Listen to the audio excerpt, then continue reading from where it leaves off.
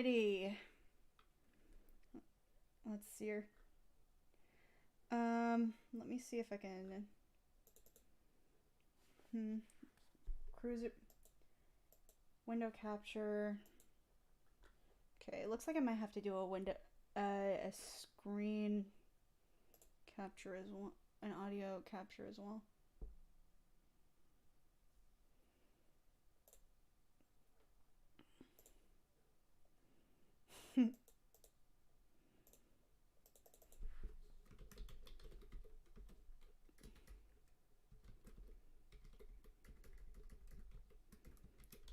Window.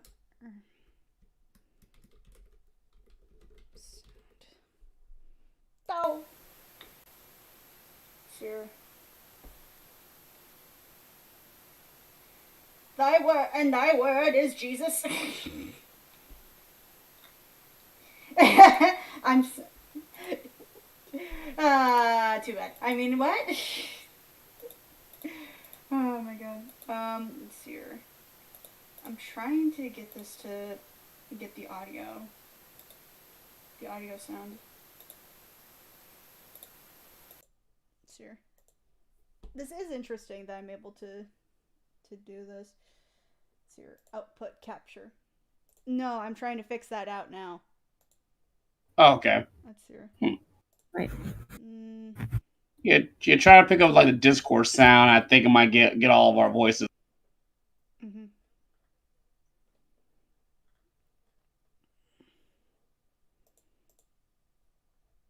Possibly. Here we go. Oh, did you hear it? Okay.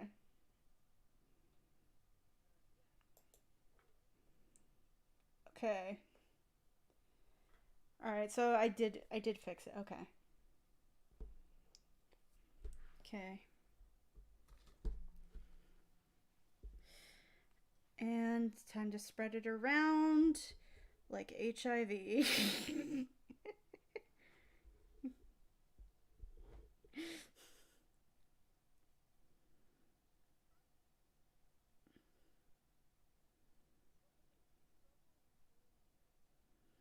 Okay. Can you hear both of you talk real quick?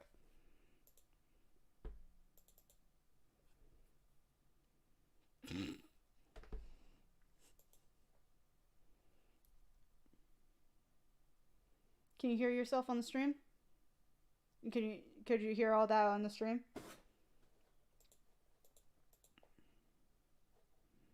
Well, sure. We're just taking care of.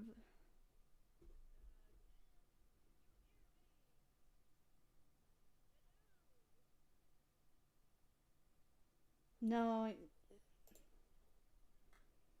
Yeah, that's what I'm trying to figure out. Let's see.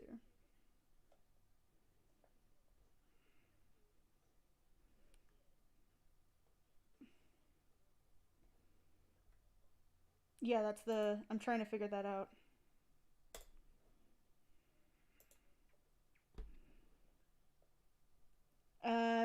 Adding input capture. Oh my fucking god. Give me a sec. Okay. That's so weird, because I could hear Maurice earlier. Weird. Hey, our last, Try it. Okay, testing 1, 2, 3. Testing 1, 2, 3. Now I can hear myself. See, I'm a dumbass. Yeah. Oh, that is some mega static coming through on the stream. Better? Oh, hey, there we go. Okay, actually, I wonder if that's me. No, that's something else. Hold on. Yeah, we go. Yeah, now I hear myself. Okay, cool. Yeah, I can hear myself now. Okay, I fixed it. Okay, cool. And by fixed it, I turned the speaker back on. Hi. Wow. All right. Hey, I don't know. Okay, there we go. All right, the static is also gone. Yeah, that was the input audio, and apparently it just wasn't working for me. I don't know why. Gotcha. You can't hear me. I am clapping my hand with my forehead. Yeah. God damn. All right. We're gonna start spraying this shit around. Okay. All right. You've already started. Real quick, let me like fine tune my microphone through this thing because I feel like I'm peaking. Sure thing. Yeah. You just sound a smidge louder than usual. Yeah. All right. Let me just a smidge. Turn my fucking sensitivity down a little bit. See how that goes. Mm-hmm. Putting out the things. We're gonna see if anybody shows up. Bop. Well, we did spread about as quick as humanly possible. Fair. Okay. Let's see.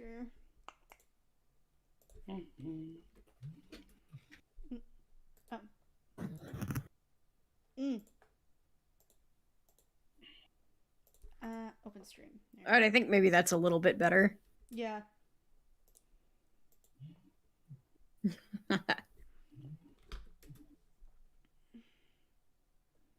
Yeah. Right. With the power of the internet. With the power of the internet, I will.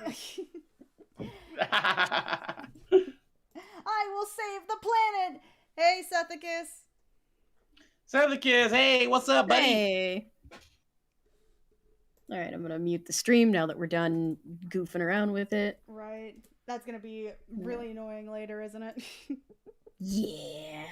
Yeah, probably. Maybe a smidge. All right. So I'll probably just, repeat this a couple of times through the stream because it's worth repeating. I have some dogs and they like to bark when people come home. So I'm going to mute my microphone on occasion if they start to just go too crazy. Right. Yeah. You know the usual. Yeah. Good. And I'm hosting, so unfortunately I'm probably gonna do whatever happens. Whatever happens. Oh god damn. Ah! What? You were super loud and peaking. Yeah. Oh, because I moved the mic that was 5 feet away from me and moved a smidge closer. Okay, that is a difference. Hold on. Oh, I think it's louder. I think it's louder for me because I always put you at 150. So give me a sec. Ooh. Well, yeah, because I do. Okay, I'm about to say because I did the background noise suppression earlier, and someone in the last call, someone complained that I sound far away, so I moved a smidge closer to where I'm at. Gotcha. Okay, so how do I sound now? Better, much better on stream. Yeah. Okay. All right. Okay. So as long as it's better on stream, I'm just gonna turn your volume down a smidgen. Well, it's all about that bass. I mean, I'm that loud on Discord. Jeez. Oh yeah, and I mean, yeah, just right click my icon Discord. Yeah, I know. I already did. Okay. Me too. Cool. Thank you. Wow, noise suppression is really good. Damn. Yeah. Oh, yeah. So let's see here. So how is everybody doing today? We're just gonna wait a little longer until we start. Right. Just in case anybody's confused as to the rules of engagement, here they are.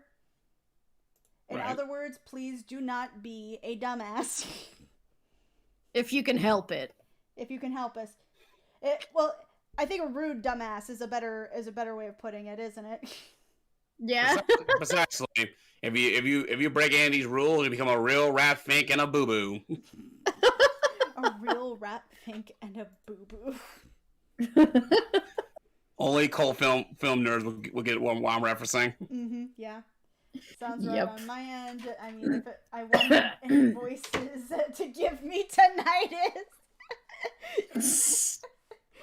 You just have to start going mop. Just real close to the camera or real close to the mic with the ASMR. God, we that loud glasses, man. God. Let's see here. Let's see here.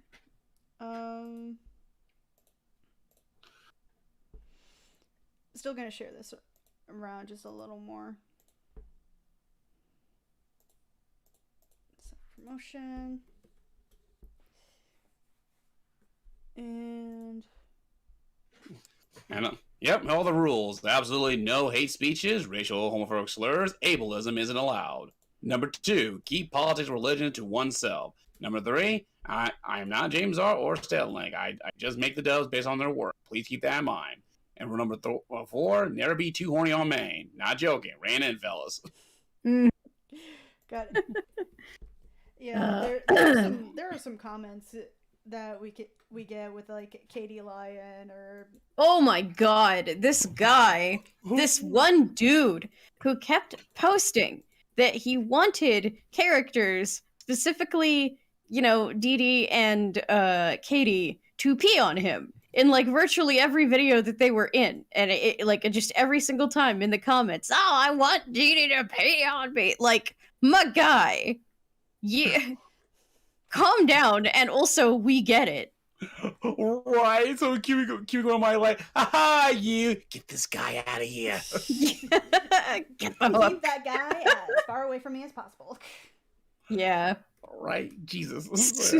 Seeing as I am both Katie and Dee Dee, it's just like, oh no. I am so Quinn Akira as a parry of that fucking guy, whoever he is. Oh jeez. Oh man. Oh no, just gag like, you know, like, oh, okay, Katie, like wave at the cute creepy guy running right in, and all of a sudden their Val the bad, the big scary bar beat the crap out of him. It's like that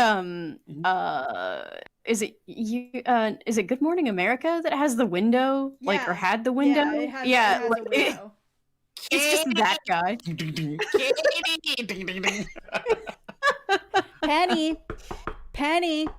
Penny. Oh god. Penny. She just like pulls the shade down. God.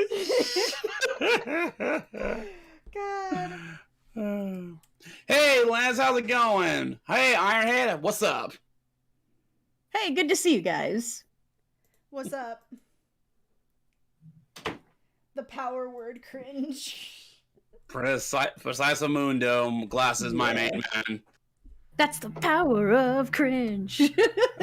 I'm in a good mood. I ate and I on. God. Mm-hmm. So like look, I think it's been long enough at this point. Mm-hmm. Let's just kind of get All right. started. If just kind of like warming up. For those of you who might not know us, let's start from beginning to end. This is RB Comics. What's up? I bring you Fenny Facts. What? What the? Who? I'm kidding. Hey, just bring a cool guys. Come on. Yeah, I mean, you know me. You tolerate me. I'm Bree McCoy. Snake. Yeah, Fenny Snack, Apple Poisoneer, like all the greats. It's me. It's been me all along. It's the the Jedi, title. the Sith. Yeah. Son of a bitch. I am the 8th Zorro. Came in right at the pizza. We're so sorry. So sorry, Lance. Sorry, Lance.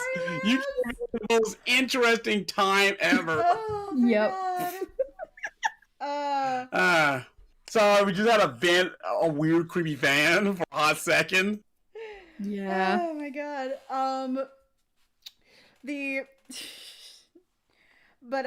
And then there's me, you know, hi, I'm Crimson. And I'm here with my popcorn, my chicken nuggies, and what substitutes the best with water. So espresso. I have had no food today, but I am drinking. Actually, no, that's not true. I had a sandwich at like 6 this morning, but I have an alcoholic beverage of an adult nature.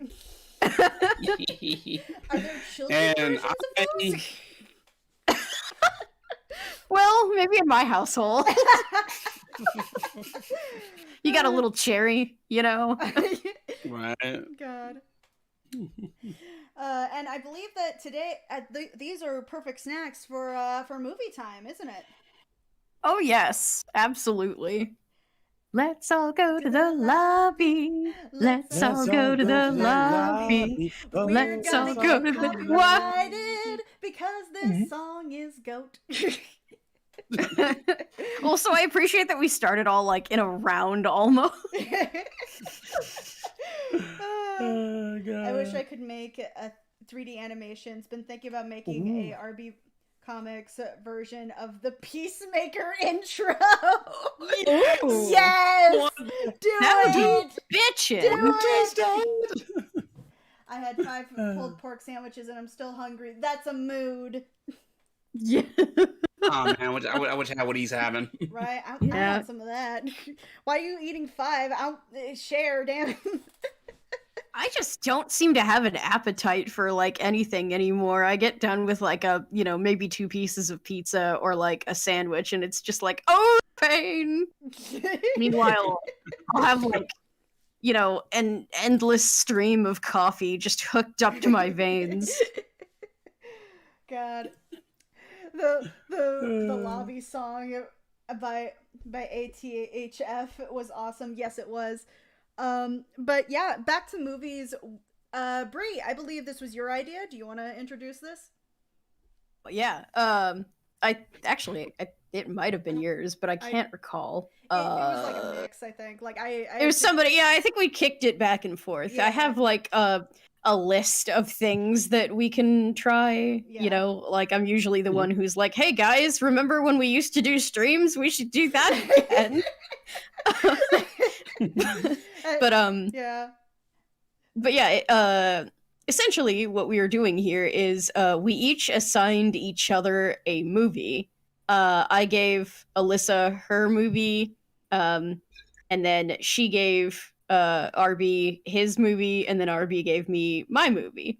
So we got to choose what characters we put into the posters for said movies, and then we filmed the results, or the process rather. Right. And let's see. Should I talk about which movie we got each? Do you want to go by? Do you want to go by which order? Oldest to recent movie, recent-ish movie. Okay. All right. Yeah, the movie I gave Bree was my personal favorite dark romance film, The Phantom of the Opera. No, not the musical version that everybody knows, love, and cherish, but the original silent film 1925 Lon Chaney version. The one I grew up watching and the one I'm sticking to. Thank you very much. It is an absolutely fantastic movie, and it was a great book, and it was a pretty damn good musical all around. Maybe we don't talk about the sequel so much. But yeah, like it was amazing. And it's a little harder for me sometimes to enjoy silent films because of my vision. For like people who are new or don't know, I am legally blind. So like basically what that means for people who are gonna, type in the chat like, oh, what does it mean to be illegally blind? Because I've never heard that one before. Basically all it means is that I have some vision, but not enough to like drive a car or contribute meaningfully to society in the eyes of most employers. But anyway, yeah. So like it does make my drawing style a little different, probably. Like there are definitely things that I don't catch until it's too late sometimes. But overall I think I ended up doing pretty well with this particular activity. But like in regards to silent film, The Phantom of the Opera is one that I've come back to a bunch of times. That and Nosferatu, starring Mac's most beautiful hands in the world, Shrek. So yeah, you'll get White Zombie run for his money. Yeah. What did you say, Crimson? I said most beautiful hands. He does. He has the most gorgeous hands. That's just an odd thing to be obsessed with. I am though, like fucking spider fingers. Oh, I love them. Anyway. Mm-hmm. Well, you inspired one guy, Bree. Ironhead said, "Oh yeah, I was going to make that badass blind sniper character." Yeah, we talked about that a little bit. Oh, you did? Well, we did, and he was wondering how to write blind jokes, and I'll give you all the secret right now. The secret is the punchline is not "ha ha, she is blind and therefore stupid." It's just "ha ha, she blind." Like there are a lot of instances where, like. The prime example I could think of is this really fucking awful Family Guy episode where Brian is dating a woman who's blind and somehow doesn't know that he's a dog. And I guess, like, for whatever reason I could forgive that, but like the other stuff though, where like Oh yeah, I remember this. Yeah, like he walks her up the same flight of stairs like 3 times and puts a croissant in front of a fan and is like, "Woo, we're in Paris!" Like, never mind anything how he got there. Right? Jeez. Right. Hang on a second. Yeah, I'll give you a minute. I spaced out for a hot second and heard most beautiful hands. I'm fine without context. Yes. Lance, we were talking about vampires. That's all. Moving on. Right. Yes. I imagine that just normally vampires are very cold. Like they have. All I want is your hands. Don't worry, you guys. They totally explain gravity detail what doing a vampire like in interspecies reviewers. Yes, and that is also odd. You know what? That just makes me want it more, though, because like most of the time I overheat like a used car, so it's like, come over here, you gorgeous ice pack. Oh wow, that's some Patty and Selma level horny. Yep. Hey, at least when you're looking, it'll be like having an ice cream cone. Yeah.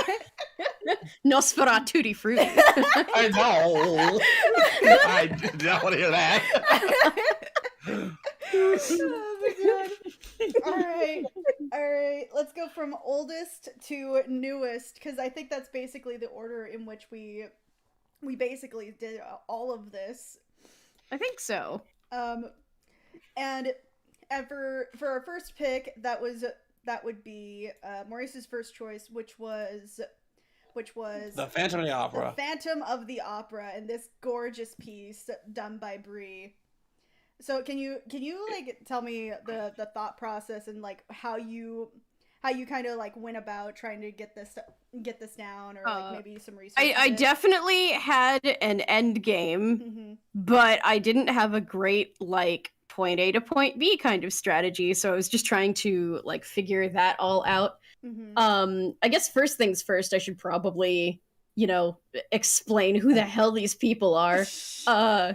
So for those who haven't been around, I'm developing a series called Sina Senshi, and in said series, the spirit of TV grants 5 girls in their 20-somethings the like genre-based magical girl powers of horror, action, romance, like cartoon physics and mystery. And the 2 characters in this piece are actually the horror heroine Keiko Kurosawa as the Phantom, and the animation heroine Ronnie or Veronica Rosenthal. And I would have used Irena, who is the romantic heroine, except that she kind of gives me more like Carlotta vibes.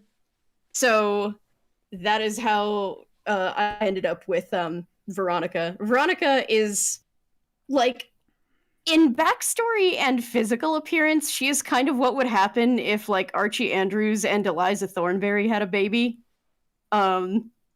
She's basically been raised on like a steady diet of like yeshiva school and like after school cartoon specials. So she's just very sweet and innocent and like, loves what she loves very wholeheartedly. And then there's Keiko, who is my shameless self-insert, but cleverly disguised to look like someone completely different. But she is a gorehound and loves, B movies as well as, like giallo or like just high concept horror. She wants to, those are just things that she wants to do with her life. So, right. As you can see, I'm trying to like. It's really funny, actually. Like the reason that this looks like it's just sort of chugging along, it's because the time lapse that Clip Studio recorded was like, it's done. Meanwhile, this took me like 3 hours to do, so now it just kind of looks like a Windows 95 web page load. So like this is just me like trying to map out exactly what sort of angle I'm looking at everything from. That's weird. And for some reason it's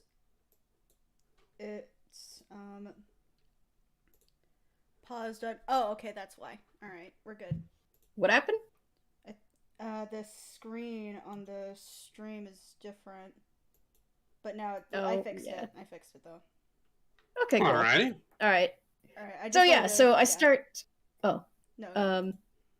I start like sort of block filling things in, kind of a la Batman the Animated Series. The chandelier kind of messed things up for me a few times, and something that you might notice. I don't know if it'll show up in the finished product, but something that you might notice is that my mouse had a dying battery and was like listing off to the side sometimes, and it made things a little less accurate. Mm-hmm.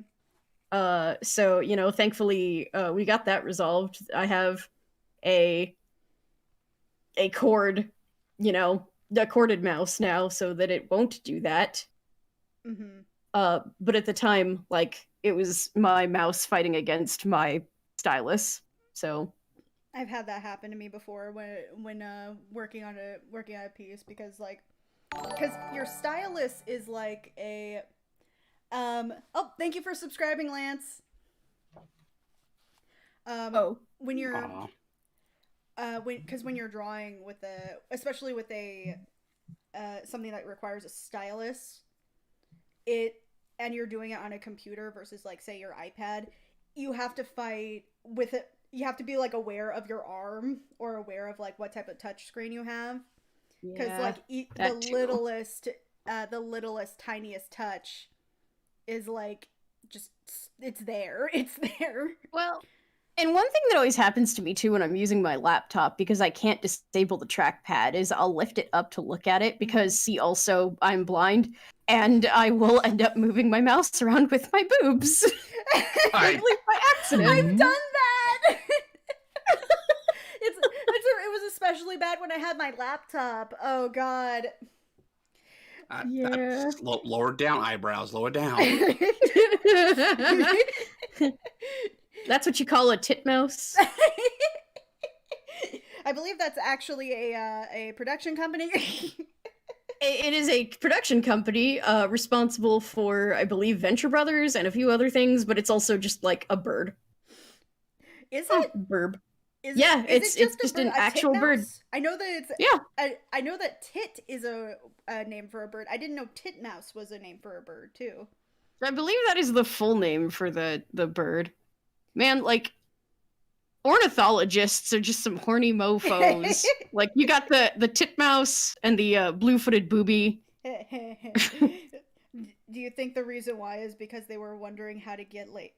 How to get laid, so they were like, tits. I mean, no, that's the name of the bird that I'm talking about. Tits, boobies. Yep. Nothing else.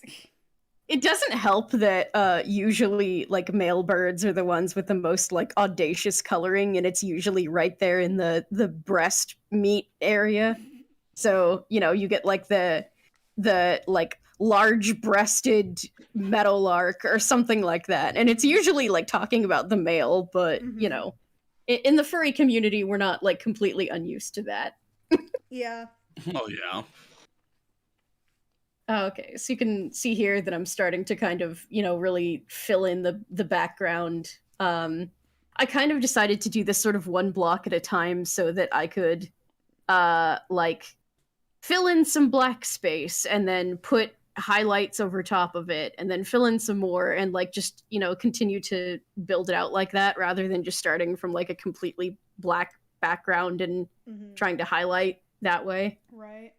I think that's something I've always liked about your art style.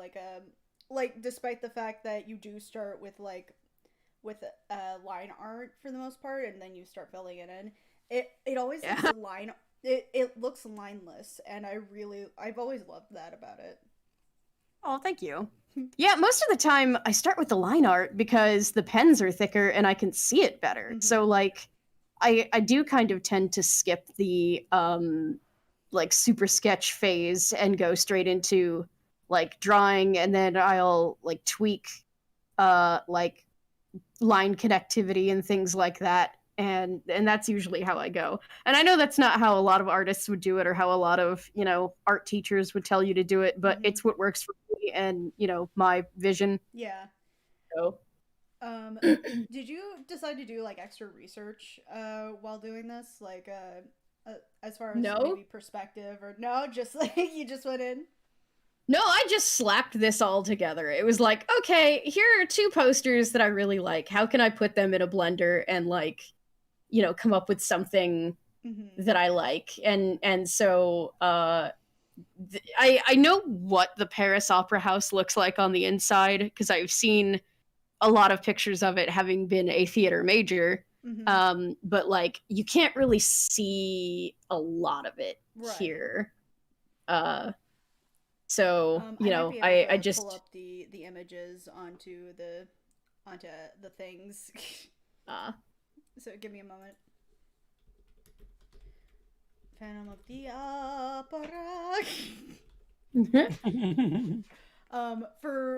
For me, when it came to okay, so I guess we're not going with that. Okay, posters.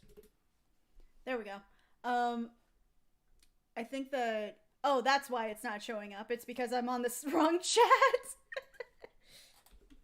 Because I'm smart. I'm smart. I swear I'm smart. It's okay. Oh god. SMRT.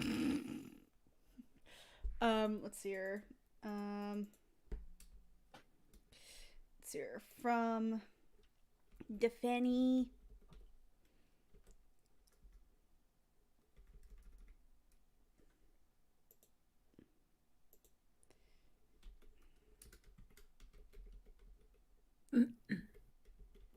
Snick, and you can continue talking. Oh, okay. So something that I did kind of try to do here, like, I wanted to do just like a really, really simple backdrop. Like all the ones in the movie are actually pretty complicated, but like, I felt like this was already a very skewed perspective just so that you could see everything. Like this is not necessarily what one would consider like a realistic you know, downward looking perspective, but if it were, Ronnie would be much too small for like, you know, mortal eyes to comprehend. So the way that this turned out, it does kind of look like box 5 is like, you know, nuzzling the stage practically, but I mean, that could work. She's just like being overly dramatic now. Yeah. It's just it was mostly meant to, you know, be like more of a visual aid rather than like a very serious, you know, artistic interpretation of life.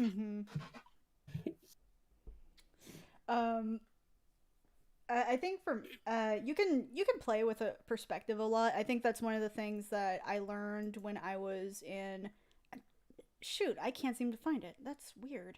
I know you sent it to the meeting room chat, but when it comes to art, like it's weird, right? When you go into art classes and they tell you, hey, this is how it's done, this is how you do it, and then you look at like actual masters of the trade, like people like a famous artist, right? People who are like they started doing everything and all that bull, and then you see how many rules they break. I think the best example of this was God, I forget the art piece, or I forget the name of the art piece is what I should say, but it's very infamous for having a bunch of ballerinas, right? Oh, okay. I'm not 100% sure like the name of it, but I am pretty sure that it was was it Degas? I'm trying to remember now. Like I know what piece you're talking about though, because oh sorry. Yeah, go ahead. I actually had somebody kind of compare my art style to him in the past, in that it's like kind of surrealistic. Right.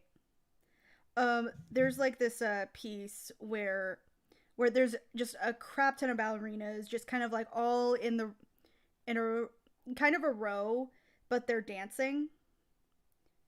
And again, it was, I forget what it was called, but they basically Unless it was Toulouse-Lautrec. Sorry. I was just trying to think of like everyone else who painted ballerinas. I know there's a lot of them. Yeah. Like saying which art painter like painted ballerinas is like saying, "Hey, how many of them painted fruit?" Yeah. I mean, the fruit was usually just like the primer, though. Like, right. It was just a thing that they had to do, and I remember having to, be there and do that too. Right. Talking about this for a minute, though, like the way that I ended up doing Ronnie's dress was I drew it outlined in blue first because the color was already dark enough that I thought just a like standard black outline was not going to be helpful for me. So, I'm drawing it in blue, and then I'm like trying to figure out exactly what I want to do with the arms, and then I go in and outline it. Right.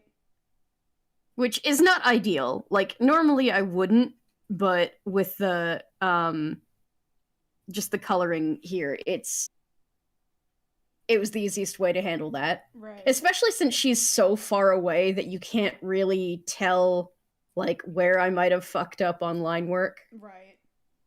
So I think the art piece that I was comparing it to, I think it is a Degas. Edgar Degas, because he painted so many ballerinas. I think that's what he's most famous for. But, yeah, I think so. Because it's either him or it's Toulouse-Lautrec who did a lot of like not only ballerinas but like what we would today consider like showgirls. So they would be dancing at places like the Moulin Rouge. And question. Yeah. About Ronnie dressed as Christine in the picture, right? About the color of the dress, was it based on any incarnation of the story of some sort, or based off an old painting of family opera?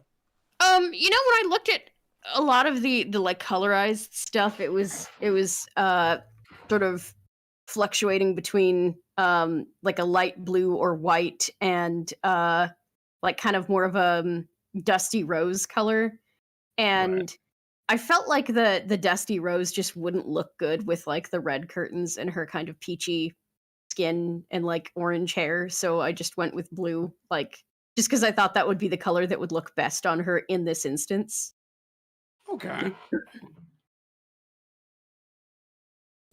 I think it also like brings in a lot of like, it makes her pop really well. Are you familiar with the oh shit, now I'm forgetting it.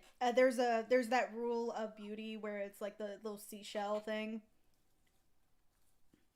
Seashell thing.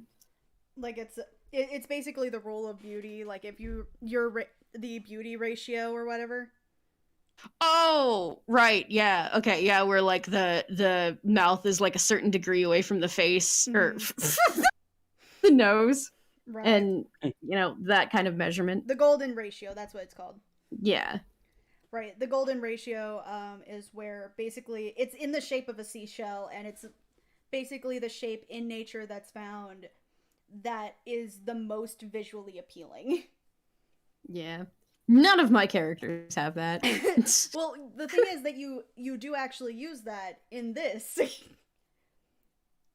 Oh, I hadn't intended to, I guess, but yeah. Yeah, you have a Ronnie here as Christine, in where basically in that general area of which she would be in, right. for that. So your eye is then going to be oh drawn to yeah that, with especially once you get like Keiko and the text down here too.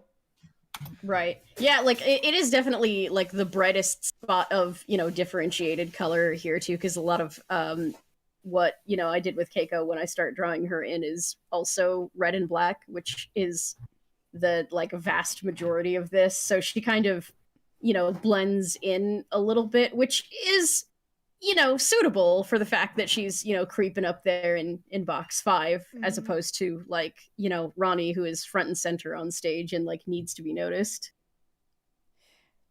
Golden ratio burrito. That's great. I'm scared to look this up, but I am currently on my phone. Too late. The best tongue twister voice warm up. Oh god. Oh yeah, she sells seashells by the seashore. Yeah, she sells seashells by the seashore. I still think that it's funny where that actually comes from, the statement. It comes from a paleontologist, like the first paleontologist. Weird. I had no idea. Yeah, she basically, what she was she like would go down to like the shore and pick up seashells and stuff to sell at her little shop, right? And paleontology was kind of just getting started. Like they weren't quite noticing animals quite yet. They just kind of noticed rocks. And like she was the first one to be like, hey, I just found this after my dad died comically from a lightning storm, after I almost died from a lightning storm and almost died again from like every other disease as a baby. I see these weird shells, and they turn out to be Annamites. Annamites? Huh. I think that's how you pronounce them. I think so. I think you're right. Yeah, that is very interesting. I had no idea like what the the origin of that phrase was. Yeah, and she and instead of like, oh, I'm going to become a scientist, because women weren't allowed in the sciences at that point. She was just like, you know what? The sciences, okay. No, I'm literally serious. That the sign with a big the. Okay, that sounds awkwardly read. All right. No, I'm the sciences. No, I get it. Like the fields therein. Yeah, the fields and like just because Sorry, go on. I was gonna say you've got the arts or like the humanities and the sciences. Like I think more so today we would just refer to it as STEM. Yeah. But that's what it's been. Right. Back in the day, they had like whole societies for rich white men to be like, hey, we discovered this thing, and nobody really was focused on like, hey, this is what this is. No, they were focused on like, hey, I found it, totally found it, and she would find it over at the beaches and sell it to these paleontologist people who weren't actually. They just kind of were like, hey, I'll say that I discovered it, even though you did, but I'll pay you like a shit ton of money. And that's how she made her business for a long time. I need to pull up her name, actually.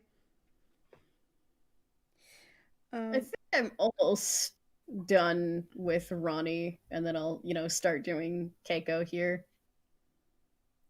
I do like the way you start with the what brush are you using? For pretty much all of this, I use what's called the turnip pen. Mm-hmm. And then like for the the shadows and that I'm just using the highlighter. Oh, okay. Like the soft highlighter, and then I blend it out. All right. It kind of looks like sequins. Huh. Interesting. That had not been intentional necessarily, but yeah. it is an interesting effect that comes through with that. You can't really see a whole lot, like especially well, like with as far away as she is. So I tried to make things maybe like a little bit more like exaggerated, which is why she's actually like a giant. Like really though, like all the little like bits down there in the seating area are just kind of like the tops of the chairs, which should be roughly as like wide as her shoulders, maybe a little wider since she's kind of slight, and so she's just like Titanic. Right. Mary Anning is her name. Ah. Look her up when you get the chance. It's incredible. Yeah. I do like. No, sorry, go ahead. Just seeing Keiko with her long flowing cape stand over the balcony, right? Yep. And such. I just hope she tips the servants as well as the actual family in the movie. Yeah. She does so with like little bags too, like and everybody's like, oh no, what is this texture? Oh no, it's human skin.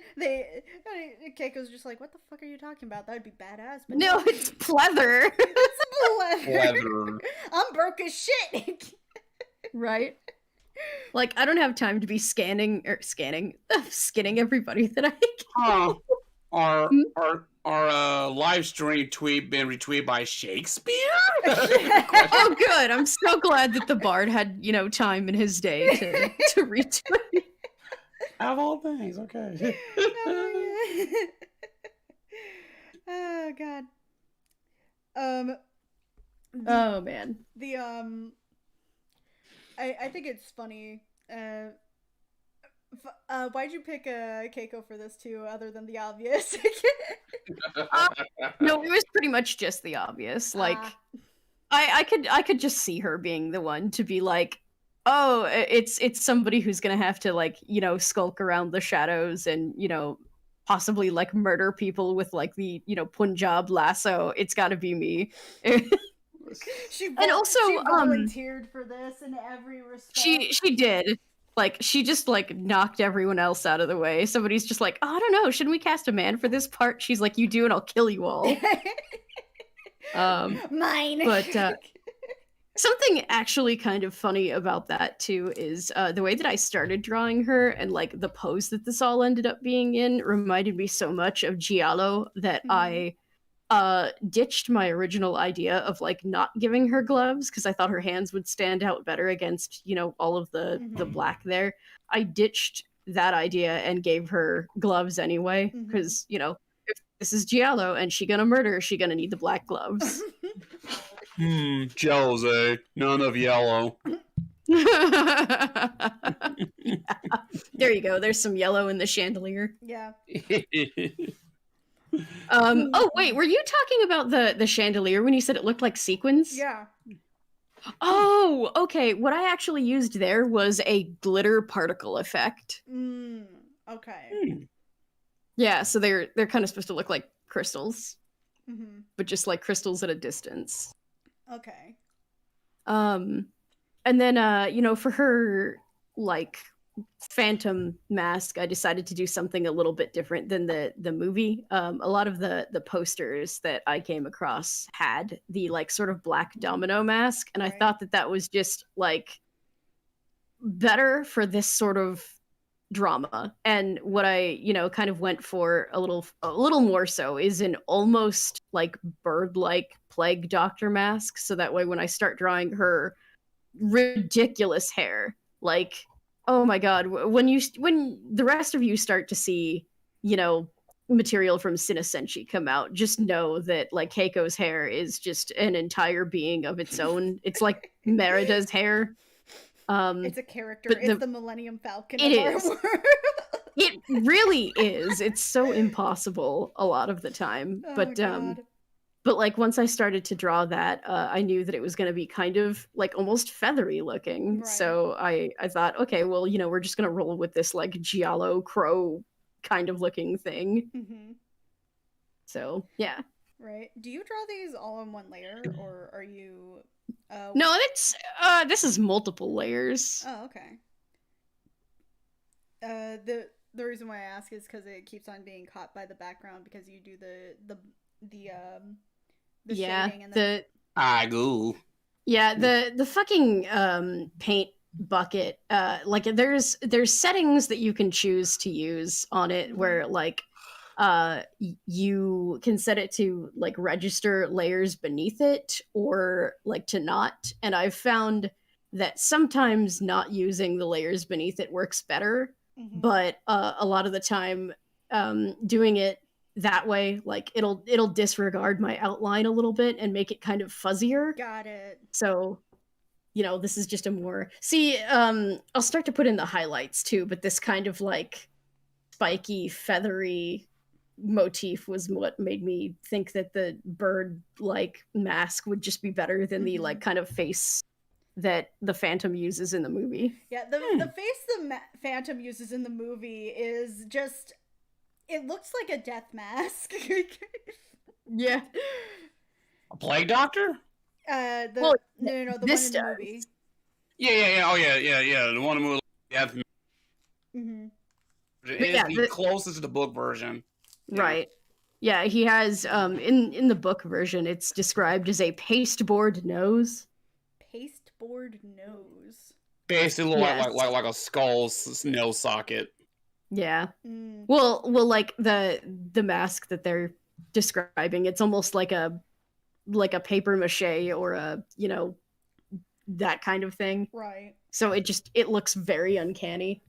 Okay, yeah. So there's the highlights, and I start, blending them in, but it is very just bird-like. And you'll notice that I used a different color for the highlights in the mask than I did for the hair because I wanted it to look like it was made out of like a different material than just her hair. And then I brought those same kind of blue highlights into her gloves. Right. Which really is useful to make those pop and not blend so much into the railing. Yeah. It's weird. The part of this that I think I like the most, is actually the hole in her cape. Like, it's a very nice looking cape, but it's seen some shit. Right. As I look at Keiko's pose, all I'm thinking is, now see here, you little shit. Yeah. Thank you, Lance, for that quote of the evening. That is magical. Oh man. So this is where my mouse really starts to play havoc with what I'm trying to do. I'm trying to like set up a box, and then that didn't work, and then I had to go in and like put the feet in because I actually forgot. I genuinely forgot, like, oh shit, I need to draw her shoes. I mean, technically speaking, you don't have to. No, I guess I don't have to, but like the way that the box is set up there, it would have been, very obvious that she didn't have feet, and the face is supposed to be deformed, but I don't know if just missing feet. But yeah, I believe that is the whole thing. Yeah, it is. I think the one last thing that I did was I took the black highlighter, like airbrush type thing, and just went in behind the. Yep, there we go. Because it doesn't matter so much when the text is in front of her hair, but that sort of like antique yellow color was not going to stand out very well against the chandelier. Right. So yeah, I just kind of gave it like a misty background. Which I think it looks really good. It worked really well. Thank you. I actually like did my best to replicate the box that was on the original poster too. I think part of it might have gotten cut off. I don't know if I resized it in the video, but like Veronica Rosenthal, like the bit at the bottom there is also supposed to just say, as Christine Daae. Okay. But I think it's chopped off somehow. So, it is not the Phantom Veronica Rosenthal. Well, you never know. Maybe that's the plot twist at the end. There you go. Yeah. I feel like Keiko would just like throw the mask down. Like, who wrote this script? It's like, I could have written something better than this. Yeah, this is trash. Keiko, I just want to go home. My cape has a hole. I'm tired. The singing sucks and my head hurts from people. Yeah. That's a mood. Oh yeah, I could get behind that.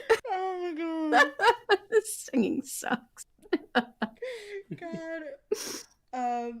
I think one of my favorite things about your piece is just the fact that your the mask is really well blended. I think that's my favorite part, and the gloves look like leather which is something I'm always trying to get behind. Like when thank you. Yeah, like it looks like leather. It looks aged, and it actually does look 3-dimensional. Looks like leather is another tongue twister that's gonna keep landing up at night. Looks like leather. Looks like leather. Looks like leather. Looks like leather. Yeah. Oh my god. But yeah, I think I ended up just really liking, the whole thing, but like especially, her cape, and I like the way that the chandelier turned out. Like it's maybe not the most detailed, but it's not really supposed to be. Like it was just important that it was there. Right. Gotcha.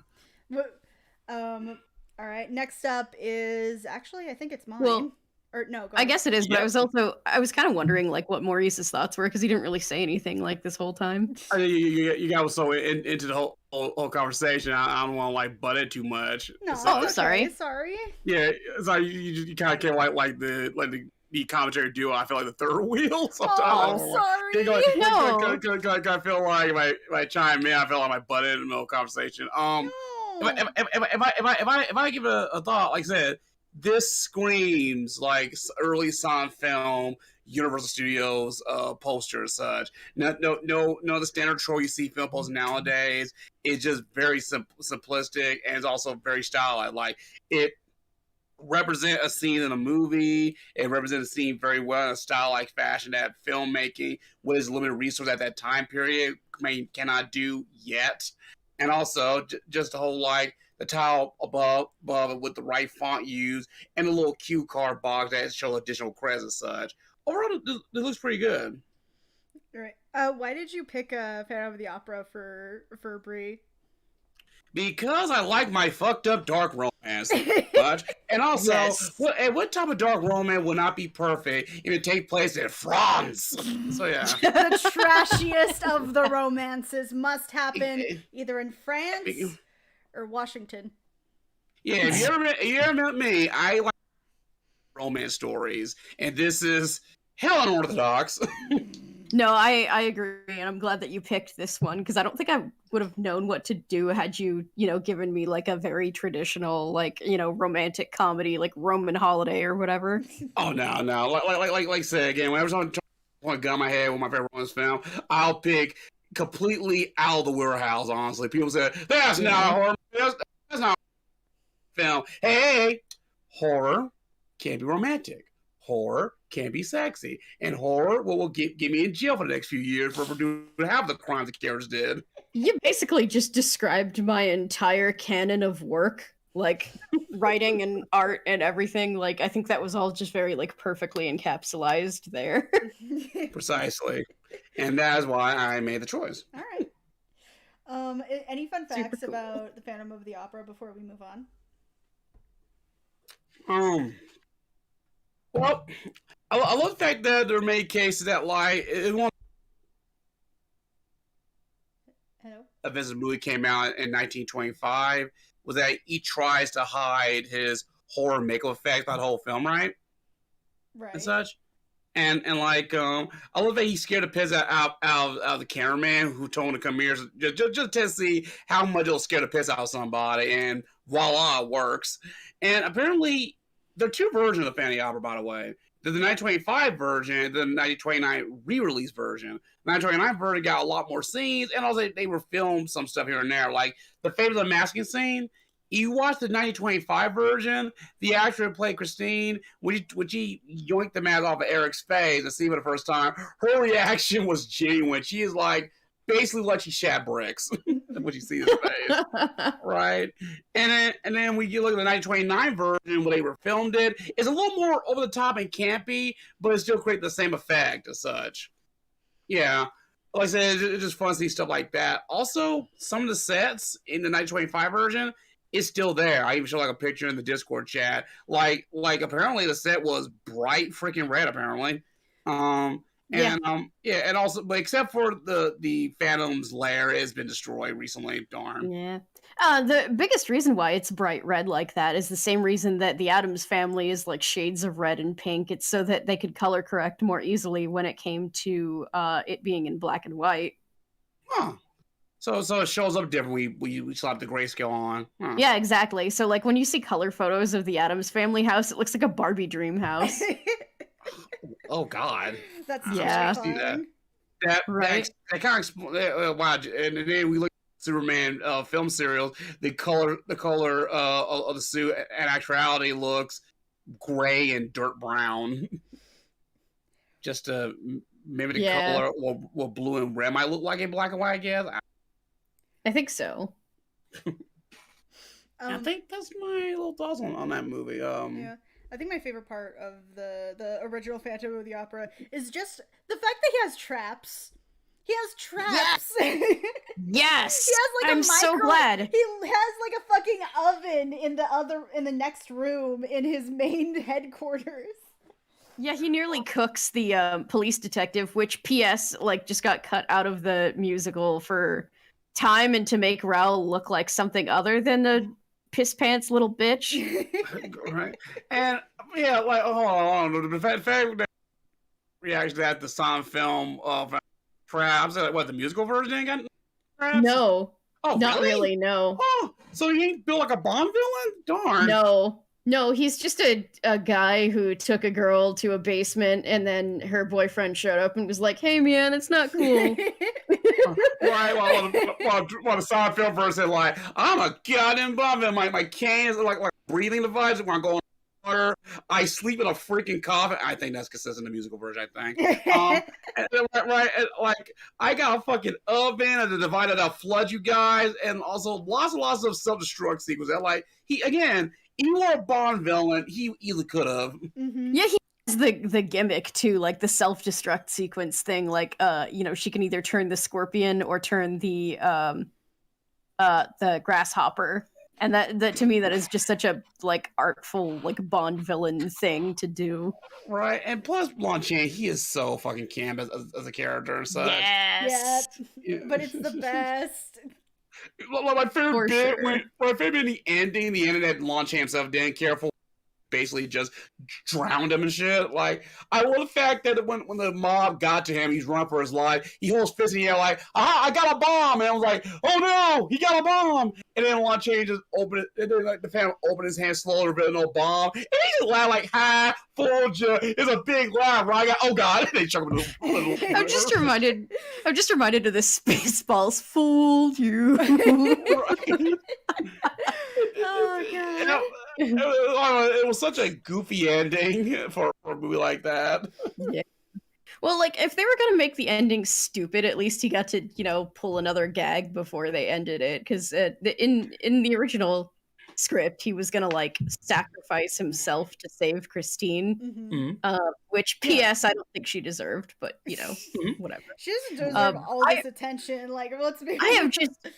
It's true. I have just like endlessly been on the Phantom side. Like, yeah, he definitely has some control issues that need to be discussed, but otherwise, he's so much better pick than Raul. He does. He needs some fucking therapy.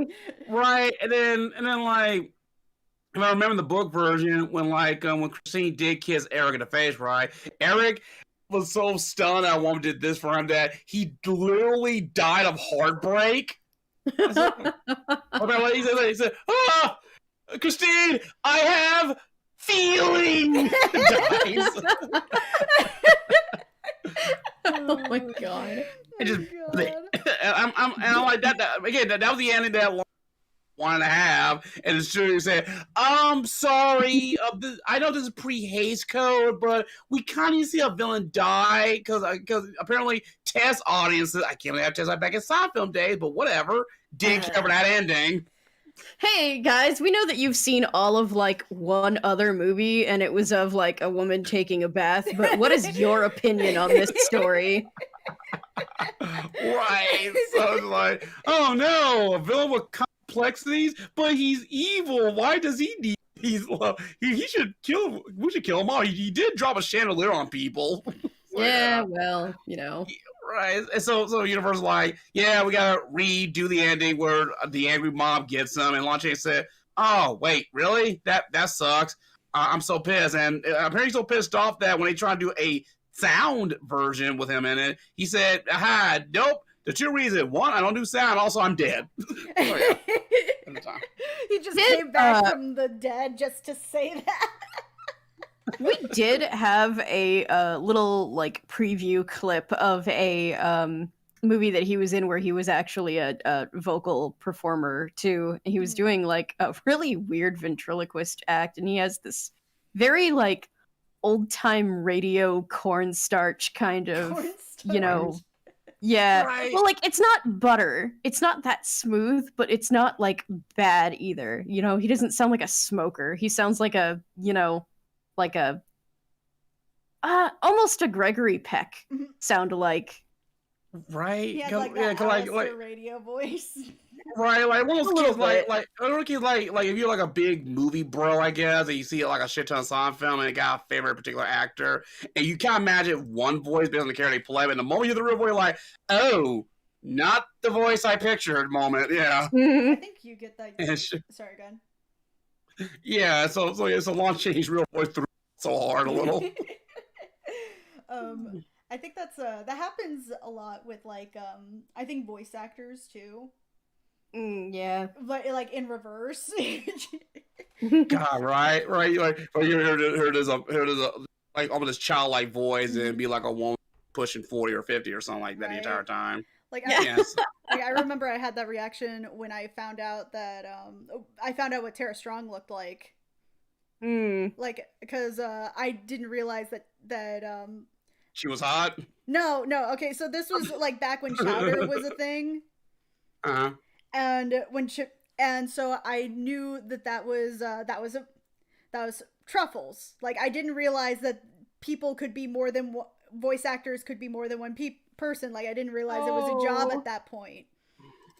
And then I saw the episode where they were like, we ran out of money. Oh no, we're gonna lose the kitchen. You don't understand, Chowder. We have no more animation.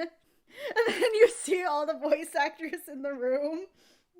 I love it when animated shows do that. They did that with SpongeBob a while back, and it was magical. Oh god, right. You remember one of those moments that we see behind the scene, and like you are like, "Wow, that is not how I imagine the voice would sound like when I see the actual." Right. Yeah. And then you get to see Tara Strong. I see Tara Strong for the first time, and they frame her so weirdly. Like they give her like the lowest top that you could possibly imagine based on my memory. Based on my memory as a 12-year-old child. Right, like director, sir, this is a Y7 show. And like the worst part about it is like, oh, what do we decide to do to gain money? Let's do a car wash, and they just show her. Does not help. They show her. They're not like shooting her super sexily like fucking Michael Bay would, but like it was still kind of like, this is strange. And also I'm questioning a few things. I don't know why.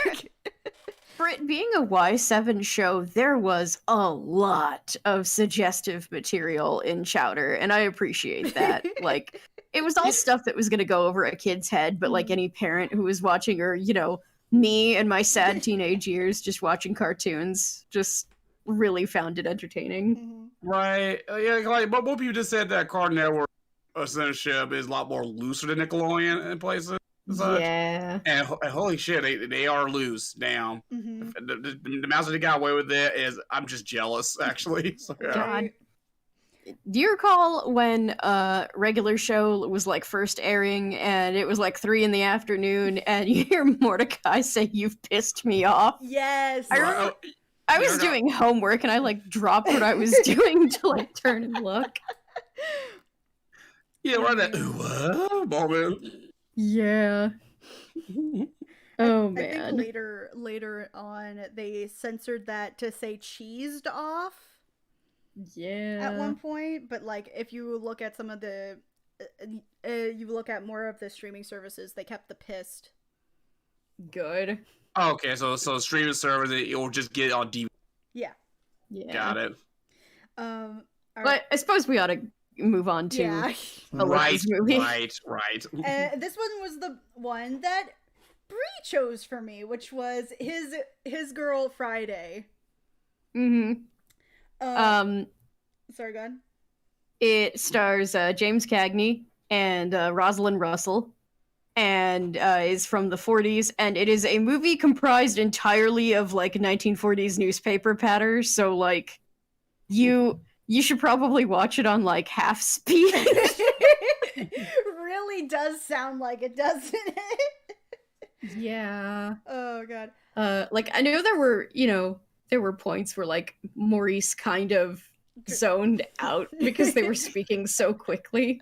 Yeah, this week so quickly. There's so much stuff happening. That like, where was I again? Where am I? Is this real life? This fantasy?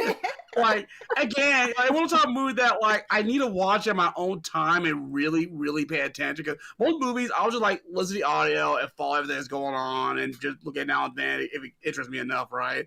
And I can like follow the movie begin to end. But when we're like, what? I go back and everybody like, what did I miss? Right. Like Yeah. I'm listening and everything goes over my head. So yeah. Oh god. What is this like swirly jazz that you're doing? Swirly Yeah. jazz? You Oh, just yeah. like there was just a couple of instances where like there were circles that were just like super. It just looked like you took your pen and went like around and around and around. Is this just like? So when I do yeah, this is a speed draw. Or like these are multiple speed draws and then we're just narrating it. Basically you think of Drawfee and you're good. Anyway. So this is how I draw. Like so usually when I See Ironhead. see Ironhead. Okay, take care. Thanks for coming on. Appreciate it. Sorry. Go on. See when I draw, I usually start with a circle, and despite the fact that I am now using an iPad for a lot of my artwork to just like see, hey, this is what's going on, this is what I'm got, this is this is what I got going on. I usually draw like I would draw on paper, which is that I would go over go swirly over a circle until I feel like the circle's right, and then I start drawing the face, and I just start drawing it like the loose sketches of like the body and whatnot. In this particular case, His Girl Friday is about, God, I think it went so fast that I forgot what it was about. Fuck. It's So basically, essentially, Sorry, I'm go sorry. No, good. ahead. No, you were gonna describe it. Okay, basically it's about this couple made in hell who recently divorced, or recently enough divorced that she, the woman, his girl Friday, she is trying to get married to this other guy who is boring as fuck. He is an insurance agent. He's just kind of trying to live his life as like a normal everyday citizen and going to like, I don't know, fucking Milwaukee, I guess. And she is like, she used to be a reporter. She was like a hardcore reporter that reported on all the big dirty stuff, rather than now where the ongoing joke is that female reporters are always like, for some reason they're like magazines. They're like magazine articles. I find that really weird that nowadays, as one of the rom-com staples nowadays, that a woman reporter is always trying to do like, oh, big stories about Syria and shit, and then they end up at a magazine. Yeah. In like the 40s, you have all kinds of like, female reporters who were like breaking into people's houses to try to get like Senate scandals and shit. But there was an entire series. I'll mention that later. Anyway, no, go ahead. There was an entire series called Torchy Brown, where she would get herself into like life and death situations for, finding a story, do a bunch of like stuff that is probably illegal. And like her boyfriend, who I actually can't remember what he did. He might have been law enforcement, actually. Like, she would tip him off to, illegal goings on, and he'd show up, and usually by that point, like, she had been found out and was like had a gun to her head or something, and he's like, It's just like, shit. Yeah. So she's trying to get married to this guy who's boring as hell, and her ex-husband, who they still very clearly have feelings for each other. It's kind of hilarious. He's just like, shit, I'm gonna lose her forever. Instead of actually confronting my feelings in a healthy way, that is because I am a product of the 40s. Literally, this came out in what, 1940, like, exactly? Yeah. Like, yeah. So I should instead say be the 30s, but still, a man of my time, I'm going to be relentlessly walkabout about it, takes out a life insurance of himself, gaslights her fiance, basically robs the fiance, and then puts her out onto the town for a big story that's supposed to be happening because a jail is happening on the other side, and with a room full of other reporters. Why? Because she wants to retire and be a housewife. But, like, mostly because that seems to be what's expected of her. Yeah. But, like... Because, like, by the end of it, I was gonna say, just by the end of it, though, she's just like, well, I didn't know you actually loved me, so, like, I guess let's, get back onto this paper after a, 2-week honeymoon. Right. We're gonna get remarried at the courthouse real quick. Yep, basically. At like 3 in the morning. But yeah, morning. like, he is just shiftless. Like, he gets her fiance arrested like at least 3 times, and then has her prospective mother-in-law like kind of soft scale kidnapped. Kind of. Because she busts in and is like, you see here, you're, keeping my son waiting, and, I don't like that, and I don't like you, and do, and was like distracting. Why am I blanking on her name now? It's just say Friday. Well, I know it's not Friday though, but it's fuck. Like, she had kind of like an older name, and then they usually Mildred, just like say? No, that was not. Like, let me look real quick because it was abbreviated. Hildy, that's right. Yeah, because her full name was Hildegard. Yeah. And then the guy's name was Walter. Yeah. Yeah. Yep. So for this piece, I decided to do our infamously toxic couple. Who's not even a couple. They're not even a couple. Lion Gal and Andreas from the Dr. Flame series that we have going on, that we've been promising forever and again. And we actually just got enough pages to start at least somewhat of a sneak peek as soon as I get them inked. So Andreas and Angelina, they're both like childhood best friends, but because they went out and because he cheated on her, they're kind of in this weird space of working together, which is kind of why I decided to choose them out of all of them. Yeah. Well, you had told me that you... I'm sorry, I don't mean to cut you off. I like basically the old setup, like just this blowhard superhero, teaming up with X to fight crime, in the old standard word I smell a sitcom sort of way. Well, you had told me too that you were thinking about using Andres and Angelina for, the pairing, and I was like, oh shit, that's why you've got to use My Girl Friday. Right. So the thing about me when I work Cat girl versus fighter, who will win? Damn. Yeah. I'm ready live chat. when I work, again, I do work in a lot of layers. I work with I think the if I had to be honest, this isn't my best piece.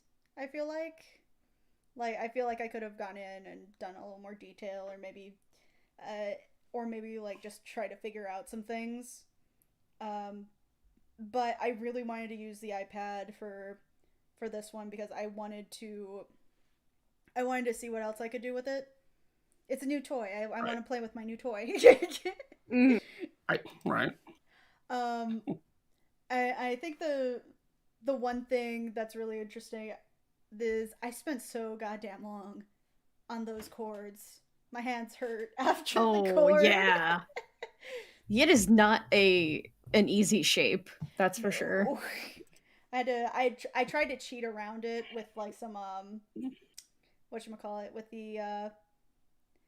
this edge tool, but Mm. they don't have a color already established there, so I had to basically fill it in. Oh shit. Yeah. One thing that I love about Clip Studio Paint is there are like 10 million ways to cheat. Mm-hmm. Like, oh my god, I so just talking very very briefly about Cinesenshi again. Mm-hmm. Irena, the romantic heroine, her like magical girl transformation item is a bouquet of marigolds. Mm-hmm. And you can draw marigolds just fine. They're kind of like a puff with some, lines inside of them and whatever, like if you want to draw them at a distance. But I also found a brush that draws like really beautiful marigolds, like just by itself. Mm-hmm. So I started using that and then making alterations where alterations were needed. Right. But yeah, just like being able to cheat like that has sped up my workflow immensely. Mm-hmm. Well then. Let's see. I for this one I based it off of two posters. One of which was one was this poster that had like a white background, and then like in like the background there was also like a red box with the title in it, and then like two like gradient boxes that you're gonna see at the very end. But I also was debating on exactly if I wanted to tangle them in phone cords, because that was a big thing in the film. Because this is supposed to take place 5 years before the Spectre series that we have. Oh yeah, okay, all right, I see that. Sorry, I was thinking about like the movie was supposed to take place 5 years before the Spectre series. I was like, wait a minute. Wait a minute, some of these things. Yeah, I'm about to say, what the hell? No, the Doctor Flame series is supposed to start about 5 years before the Spectre series, and at that point, I don't think many people still had phone cords. Nope. Like we were starting to do the whole like wireless is everything mentality. See, that's how they get tangled up, though. They just don't know how to use them. God. The references that I used were from Osiris. When he made promotional art for these guys like years ago.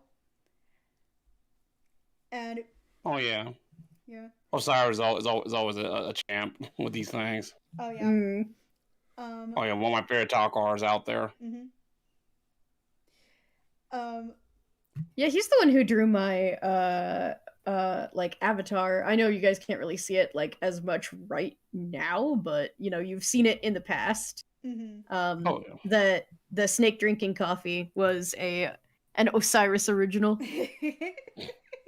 Yes, it is one of my favorites.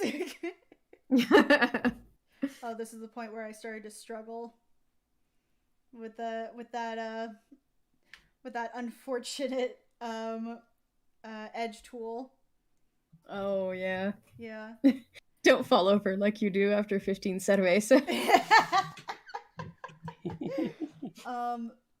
Let's hear. Again, if I had to do this, I would probably have put them in like period appropriate clothes. I was debating that for a while too as I was drawing the poses, but I was like, no, these characters aren't really as familiar to everybody quite yet. So the So I just decided, just stick to what they got currently and then work it out as you go. Yeah, that didn't stop me any. Right. But I also think that I think that Angelina's hair is my favorite part about it. Honestly. Just like it's wild, it's big, it's a personality on its own, like a lot like Keiko's hair is. Oh yeah. To the point that one of the artists that we have going on for the comic panels, I finally noticed at one point with Maurice that that her hair looked different in the recent pages. Like she owned like a different character, basically. Yeah, it was weird. It was so weird. Because she has this big wild mane of hair, and then there's this panel where she just has like this straight hair with like a cut with like just like blunt bangs, and it's just so weird. Yeah, at first I thought that was intentional, like okay, this is downtime, so she got straight her hair out. But then I saw a part where she like still fighting and shit. She got straight hair, like, oh dear, did the orange plum forgot how she looked like exactly, type of deal. Yeah. Oh yeah.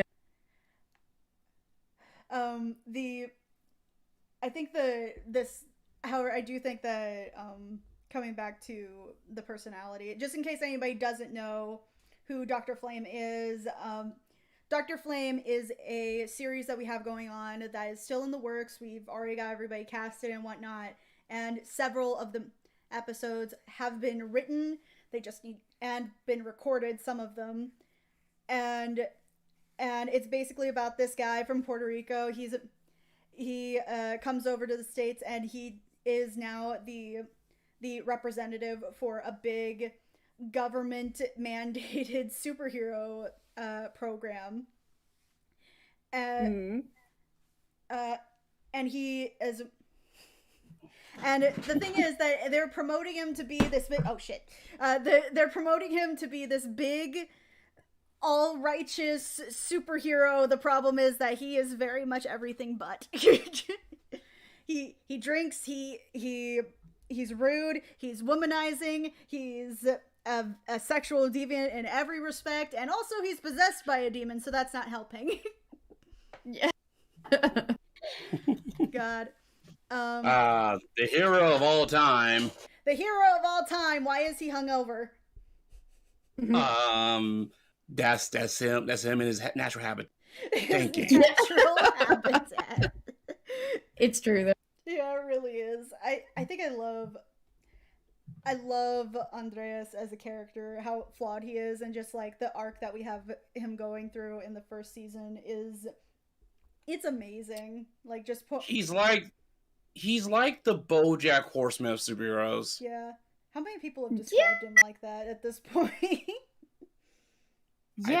I think I was the second person who described him.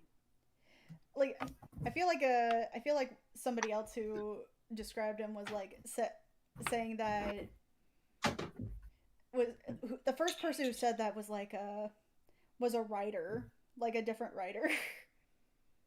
Right, and one person made an interesting comparison saying that he's basically the Archer of superheroes. Yeah, I think Archer is more accurate, if I had to be honest. Yeah, I think so, because he does still have, like, ambition to do things. Right. Yeah, true. Let's see, what can I say about his Girl Friday? Not really much else like super interesting about the movie. Oh, I'm sorry.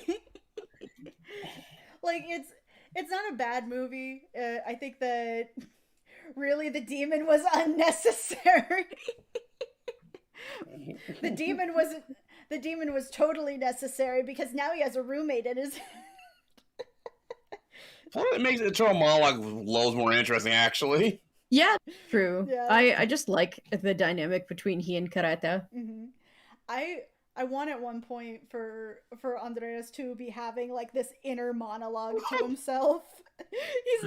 He forgets for a hot minute Karata is there, and then at one point Karata is just like, "You realize I'm right here. Like I'm right here. I'm in your brain." Oh god! Apparently, I'm looking at His Girl Friday's trivia, right? Uh-huh. And there's a lot of insane shit that happened behind the scene, which is amazing. Oh, no. Apparently, okay, it is estimated that the normal rate of verbal dialogue in most films will be 90 words a minute. This movie, in particular, was 240 words per minute. Jesus. Yep, that sounds about right. Right? It's like the first movie that clocked in that many. And so far as I read it, have yet to be.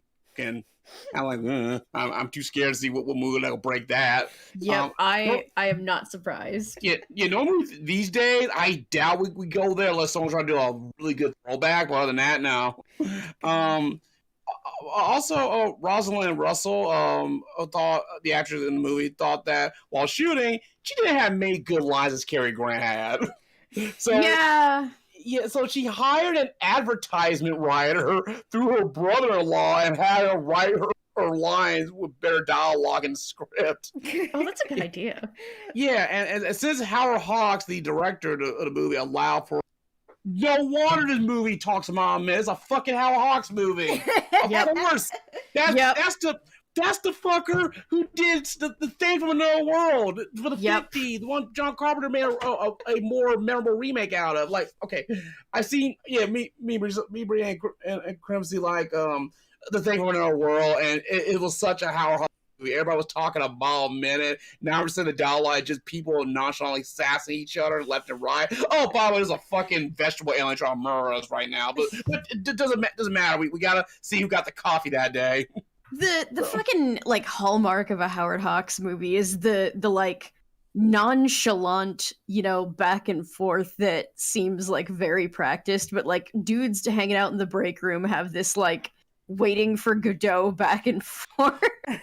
Yeah, that's came with Howard Hawks. Yeah, you're right. Well, made the thing when we're interesting because like unlike most characters in horror movies, they're like everything has to speak in standard theatrical dialogue and everything got to take the situation super serious. On the other hand, the cast in the thing from Another World is super fucking nonchalant from beginning to end. Yep.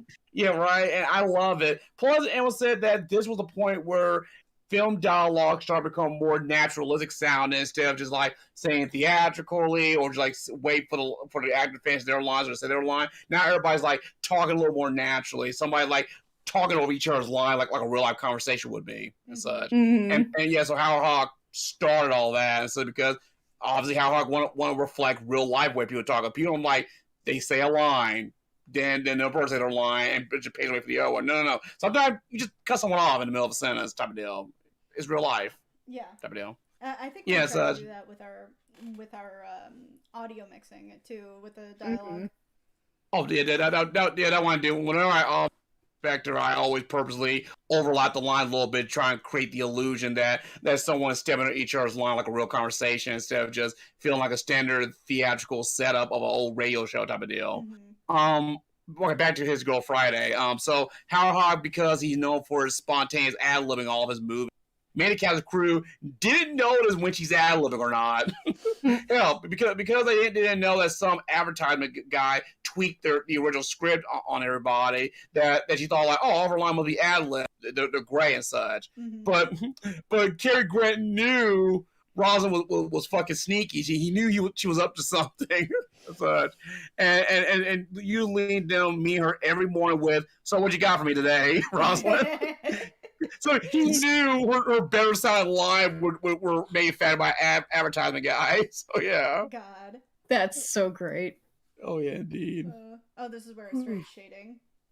Which I did this morning because I was debating on how to shade because I had been debating for like 20 minutes under the font because there's no text feature on Procreate.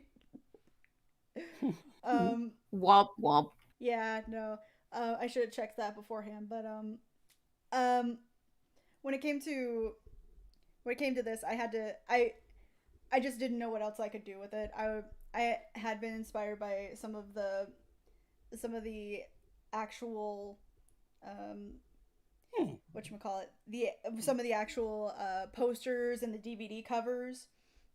But if I had to be honest, they didn't lean very well. like you know how like for Phantom of the Opera, you know, they're it's big, it's grand, it's like all over the place. There's like a shit ton of detail and painting, and it looks like a horror film, right? This film, there was like one painted poster that I found, and it has nothing to do with the meaning of this story. Like, it just has the main character, like Hildy, in a yellow dress that she's never in, by the way, in the movie. and, and then Walter is just staring at her, oogling, and I'm like, what the fuck? And then I saw a crap ton of these posters where they're on the phone, which I was like, okay, right. Okay. Oh god. There was a lot of space in there, to be fair. Sorry, I was just catching up with the live stream. Right. Same here. I'm looking at the highlights and such. Although more true on his girlfriend, there are a lot of interesting shit I'm reading right now. Right. So during filming, Rosalind Russell knows that director Howard Hawks was treating her like an also-ran. Also-ran? I don't know what You're that gonna term have to look means. that up. Yeah, I'm going to Urban Dictionary. I'm going to assume her like lesser than at the cross by that. How's it spelled? Also dash rand. Yeah. Also ran. Yeah. Huh. Yeah, I bet there's an old word that's been. Also ran is basically a loser in a race or another contest, especially by a large margin. Oh. Or based on a successful person, yeah, or a thing. Ooh. So Rosalind, understandably pissed by her opportunity like that while on set, she went straight to his face one day and says, "Hey, you don't want me, do you? Well, you're stuck with me, so you might as well make the most of it." And good. And Howard like, all right, like he was so taken aback. He like, fine. Such. Yeah, she was already a pretty big deal by the time His Girl Friday came out. She's done so much in her, like, my god, I think it was almost a 50-year career. Right, and right, if I have a treat like that, like itchy and nuts. Right, and also during the 1930s, right, Howard Hawks was hosting a dinner party, right, before he started presenting the movie, right, where the topic of dialogue was brought up, by the way. So he pulled out a copy of the front page to demonstrate the snappy, fast-paced dialogue between the characters. He said, "I want anyone to talk like this. I want to talk like a standard comic movie dialogue," that he says, and such. And a female guest who came to the party, right, read all the line, read the role for Hildy, right? While reading, Hawk realized that, the dialogue sounds much more funnier when a woman says it. Wow. And so yeah.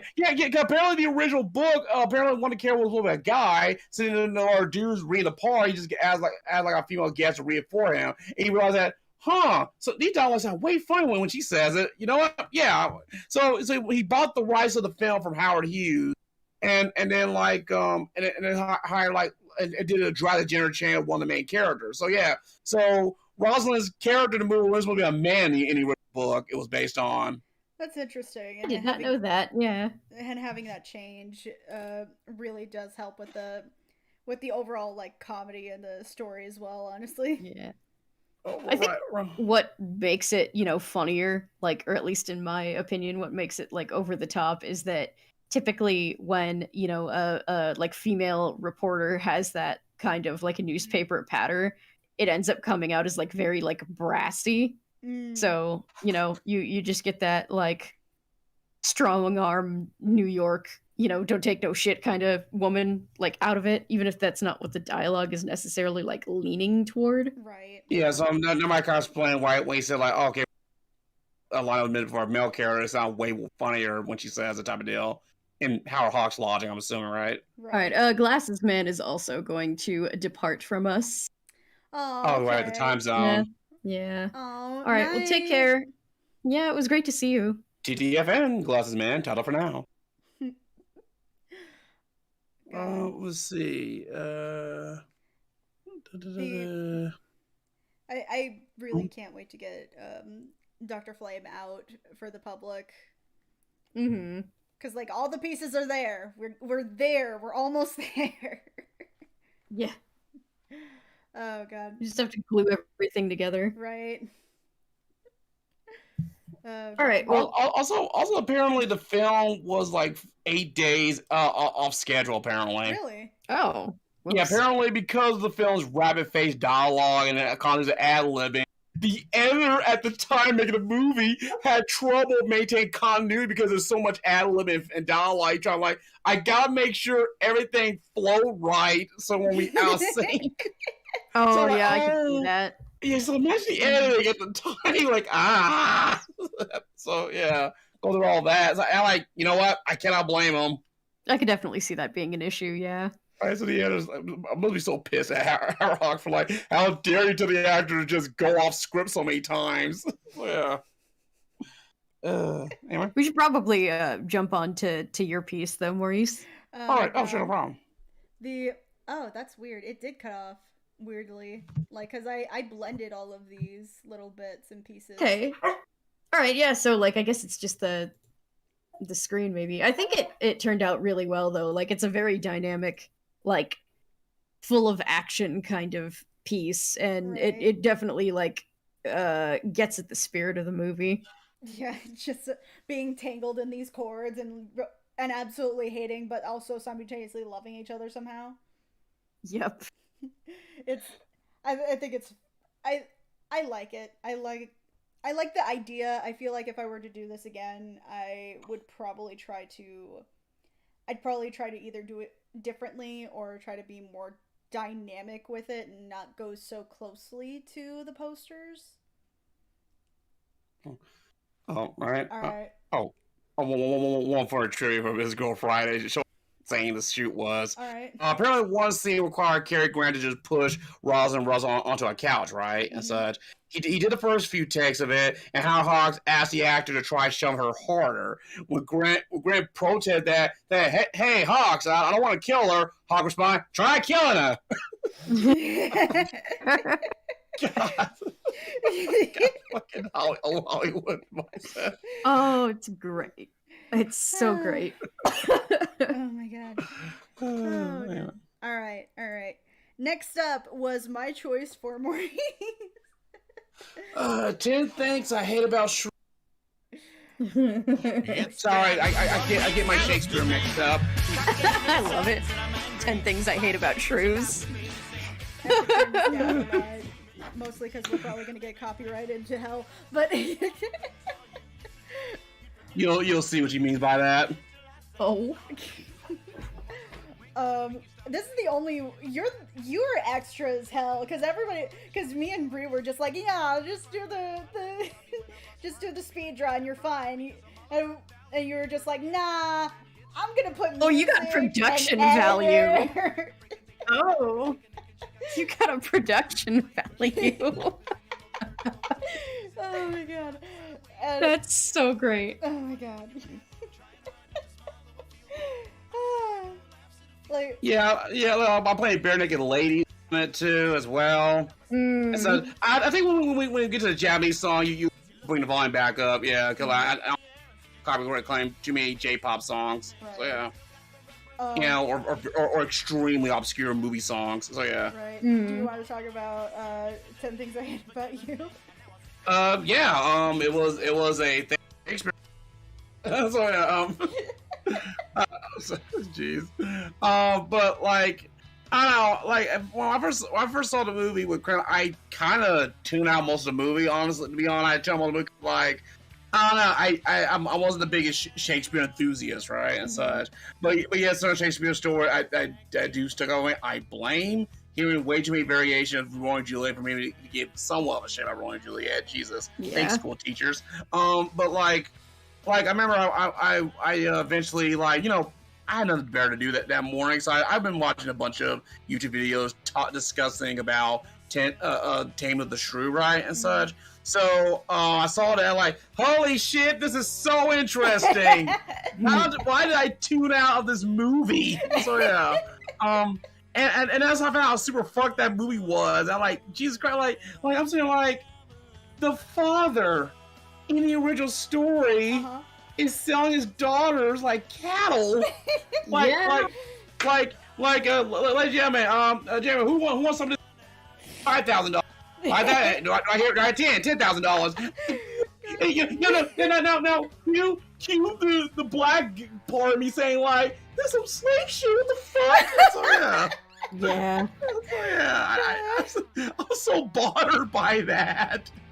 So like and so now like I hear people comparing to the Hey About You is like, oh, they took the story, recontextualized it, treat the story where it's still the same story but not shit as such, and just like did that and that right here, like that right there alone. This is how you do a fucking now we do J-pop music. Now you can raise the volume a little bit. So now with a movie like that, it's like, okay, it is not shit, you know.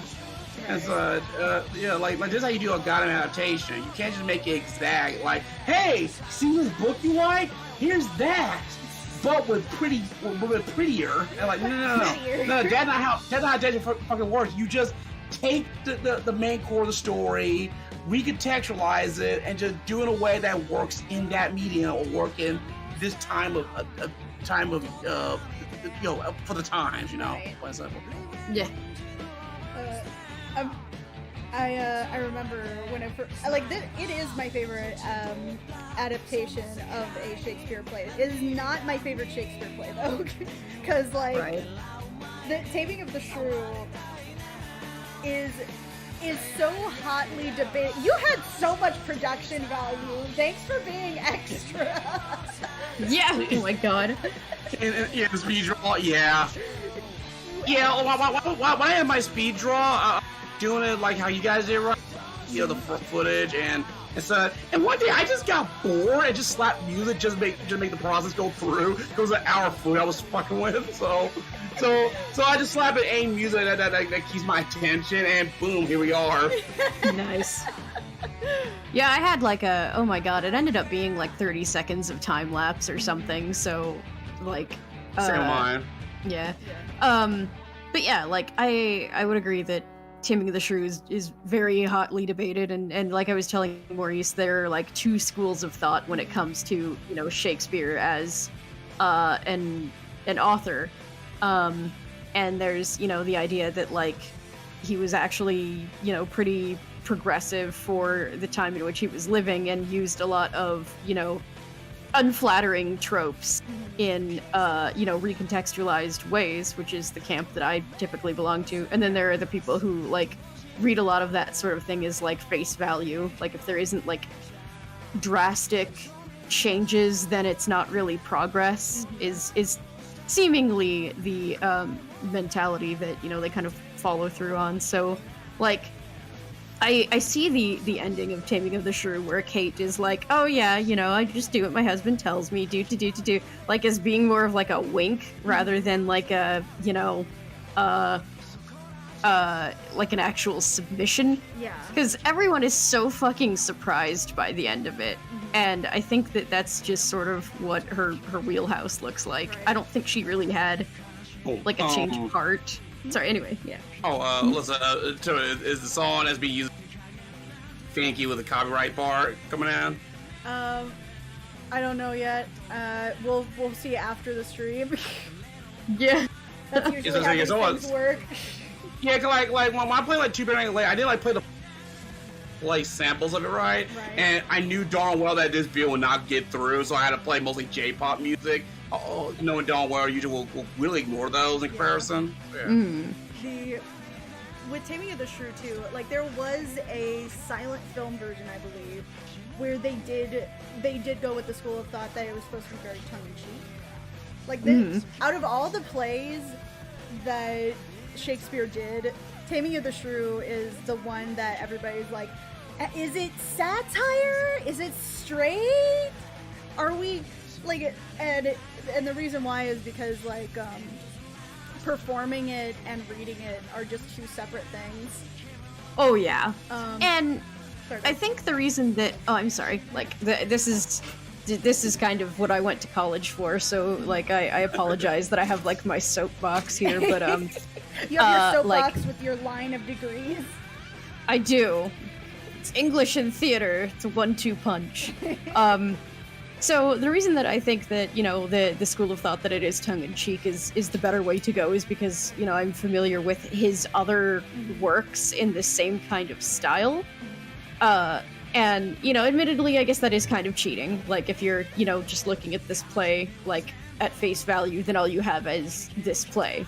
But, you know, when you compare it to his other works, it does kind of come through as more satire, like particularly when you look at The Merchant of Venice, which is also really hotly debated because it has a character, Shylock, who is supposed to be like a, you know, like a Jewish stereotype, but the way that he's written isn't conducive with, you know, the rest of the way that that's all like usually interpreted. Like, yeah, he's a bad guy, and you know he's a bad guy in the sense that like life has treated him really shittily, and so he, you know, lashes out in that way. But like at no point did he actually do anything wrong in that play. Like his daughter is running off with a guy that he doesn't like and stole all his money, and Antonio owes him money and like doesn't want to pay it back, and you know, and everybody's just like, you should be fine with that, Shylock, and he's like, what? No, why? So, you know, he wants his pound of flesh, which is just a unique metaphor for him understanding that Antonio might possibly be homosexual. But yeah, that's I know that's really kind of deviating from, you know, this, but like the reason that I even bring that up is because when you look at his other works and the way that he frames other things, it lends like new context to going back to like Taming of the Shrew. Right. So yeah, there was my TED talk on Shakespeare. P.S. Thanks for retweeting your stream, Shakespeare. Yes. Oh man, I love to use the music I use on Super Turbo Atomic Ninja Rabbit. Oh, nice. I also didn't realize that you actually name your layer. Yeah, I actually named my layer because like here's the thing, I've seen many horror stories of artists drawing on the same fucking layer, realized way too goddamn late they draw on the same fucking layer, and had to, if I can relate this, I'll stop talking on that part. So ever since then, I always self-consciously name all my layers, so I remember where I'm drawing at, so that way I won't make that fuck up. I name my layers and still manage to do that. Hey, we're only human, so even I fuck up, I do that. So I do not name my layers. I am. You really should. I am the sociopath that just goes like a bazillion layers, and just have them numbered. Oh shit. Like, I wish I had numbered my layers a little bit better when I started doing the storyboard for Keiko's like transformation sequence, because I have a lot of 3D models that I moved around and like posed and things and you know, all of that, but like now I have to go through and I'm like, is this the one that I'm working on? Is this the one that I'm working on? Like, and fucking try to figure that out. Right. I think one of the things I've always loved about your art style, your art style is so alive.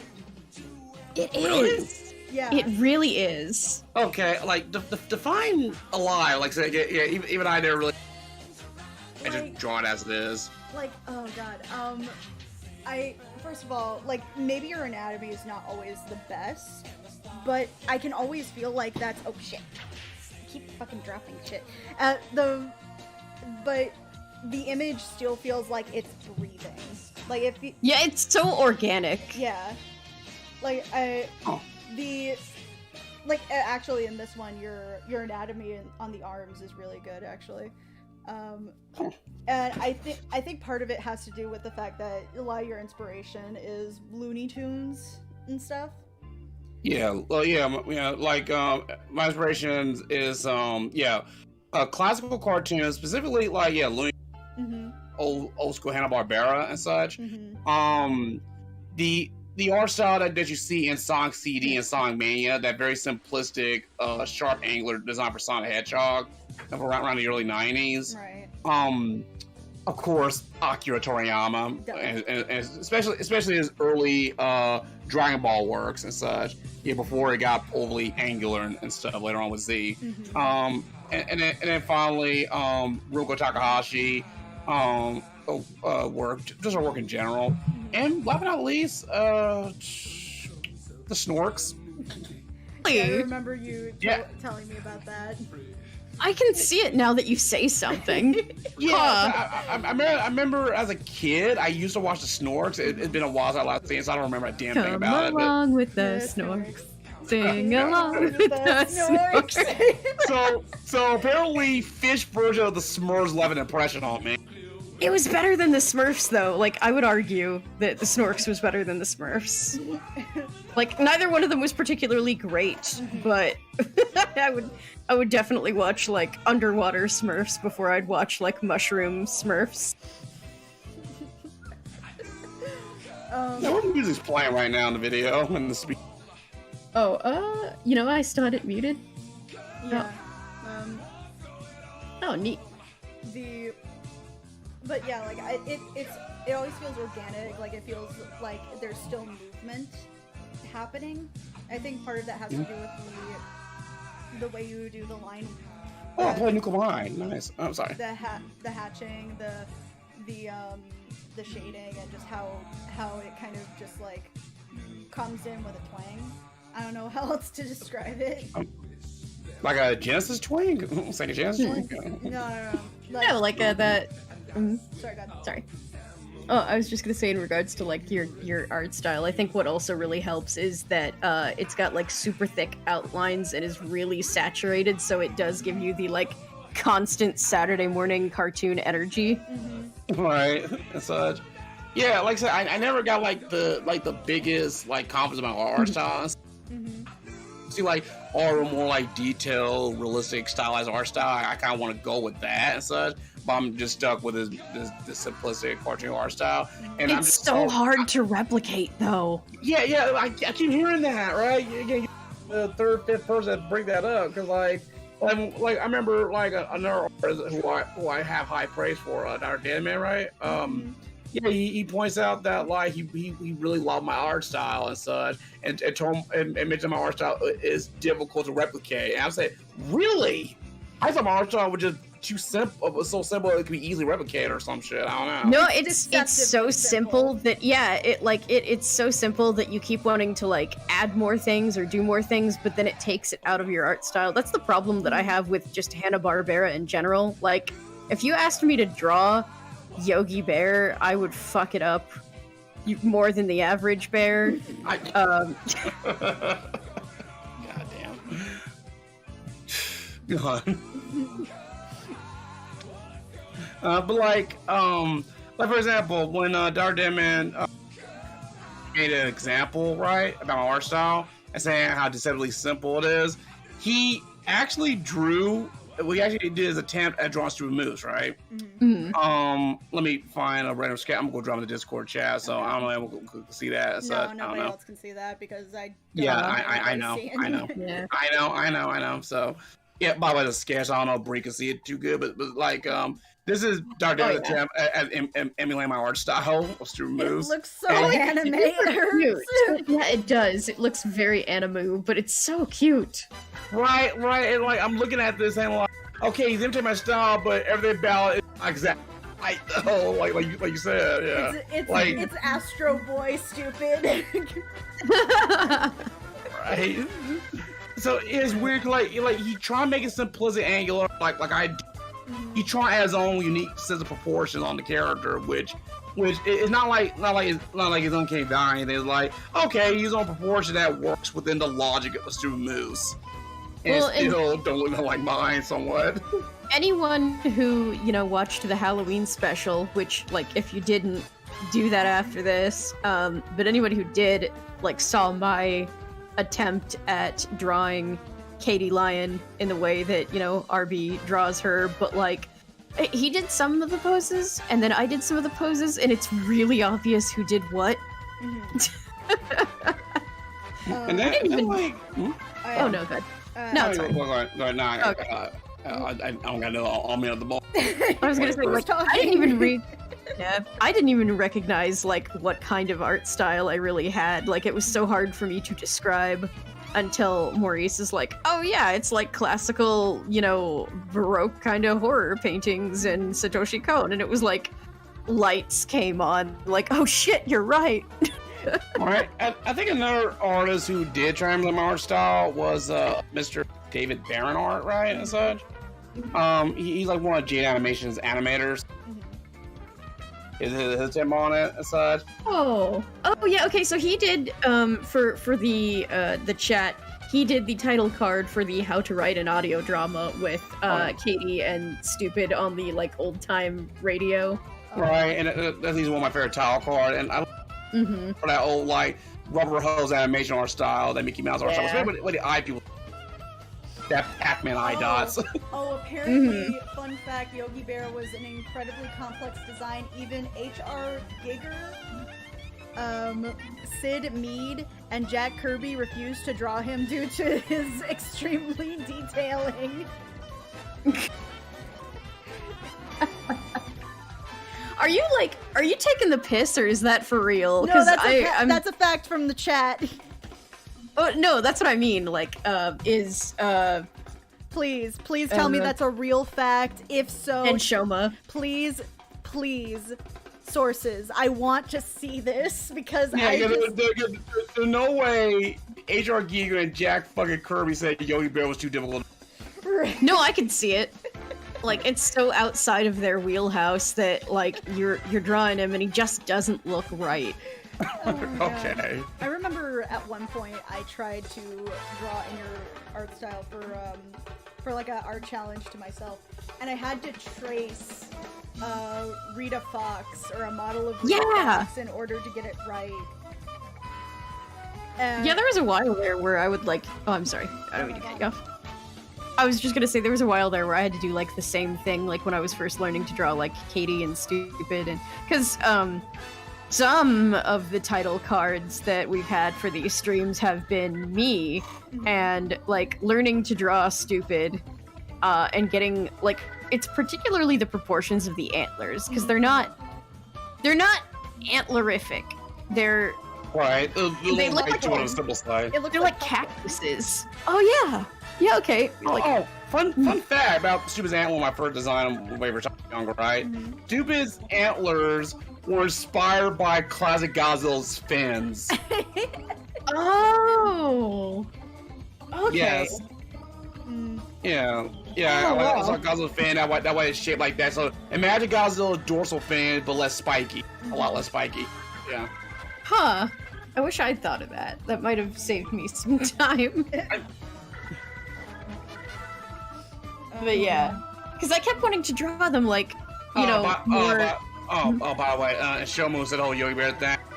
Yeah. I said he was just joking. Oh, come on. No, I kind of figured that he was taking the piss, but it's also another one of those where it's like that's just strange enough that it could be true. Right. right. In one of those cases. Oh, God. An excellent con. Jeez, man. So, anyway, yeah, I'm glad we're back too. So, yeah. God. Yeah. It was a nice vacation, and now vacation is over, and we're all working overtime. Fun fact: the most difficult piece of the entire artwork is drawing Spectre's nose. I don't know why. That's the difficult part in all of this. The nose. Yes. And maybe rearrange the tile to fit the move. Right. And that bit in the entire art piece. That you're the only one who spoofed the title. Like, I'd thought about doing it, but I didn't have an idea to like accompany it properly, so I just didn't. I did His Girl Angie instead of His Girl Friday. Oh, I didn't see that. Oops. Yeah. All right. Well, then I am the only one who didn't. Well, to be fair, I don't think you really needed to.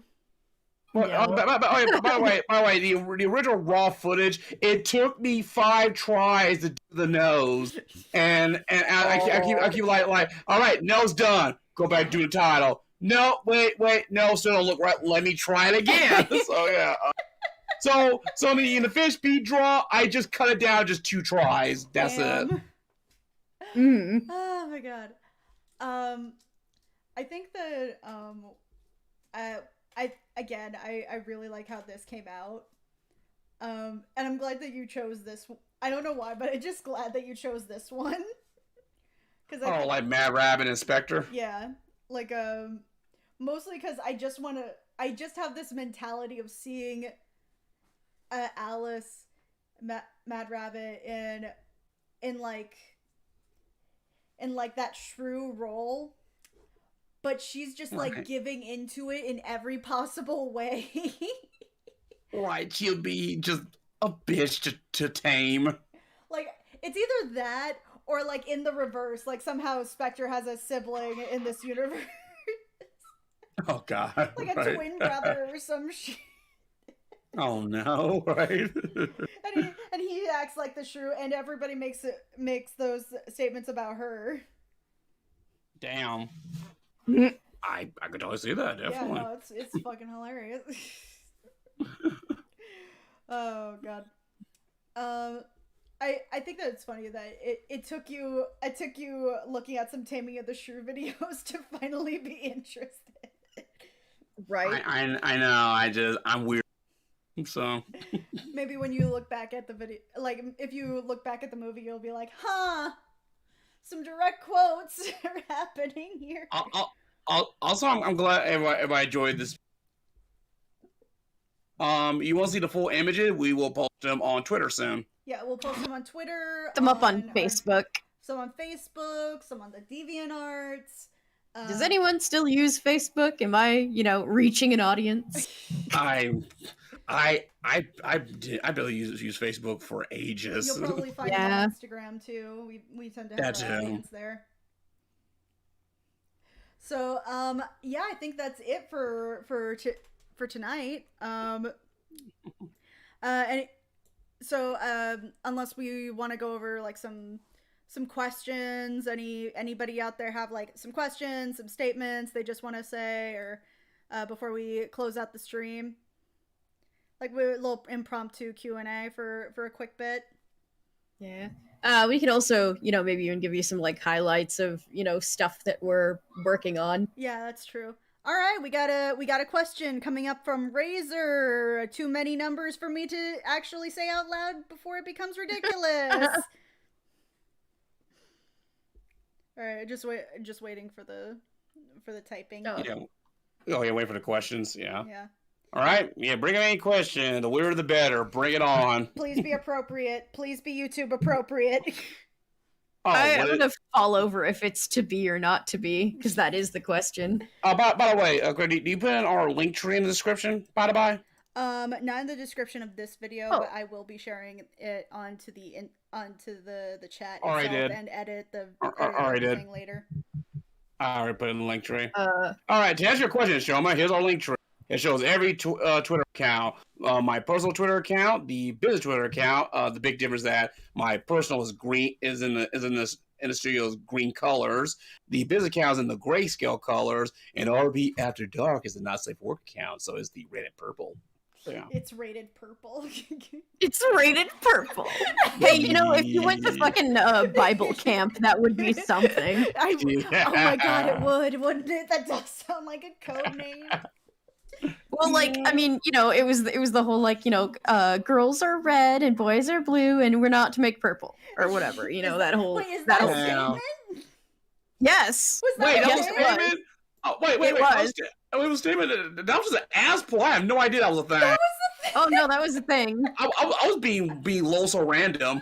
It's the colorful way of saying leave room for Jesus. Well then. Well then, God, good to know. Statement. Okay, so, the rated P for purple. I like that a lot. The Twitter is at RB Comics Group. Again, it'll be in our link tree. It should be on our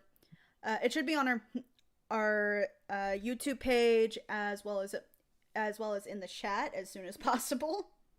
Did Razor still have a question? That was the only question. I still use Facebook, but it does kind of suck, doesn't it? Yes, it does. Yeah. It's not. I admit that like I haven't been keeping it as active as the Twitter, but like I think most of the people who are following the Facebook page are like my Facebook friends and also, you know, Crimson and RB. So right. I know there are a few people, but yeah. A lot of to be fair, Facebook at this point is just like something you use for family and for for some businesses, but our business particularly is a little younger. Yeah. And a lot of teenagers at this point, like, well, I wouldn't say our audience is teenagers. I'd say that we're like 16 and over. Damn teenagers. Damn teenagers.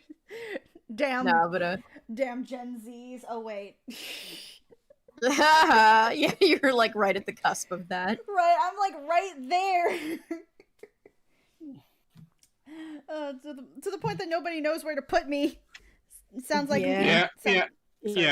Oh, sorry. I'm just like hot take. Facebook is the new MySpace. That's it really is. Yeah. The only reason why it's still relevant is because you sometimes need a Facebook account to get an Instagram.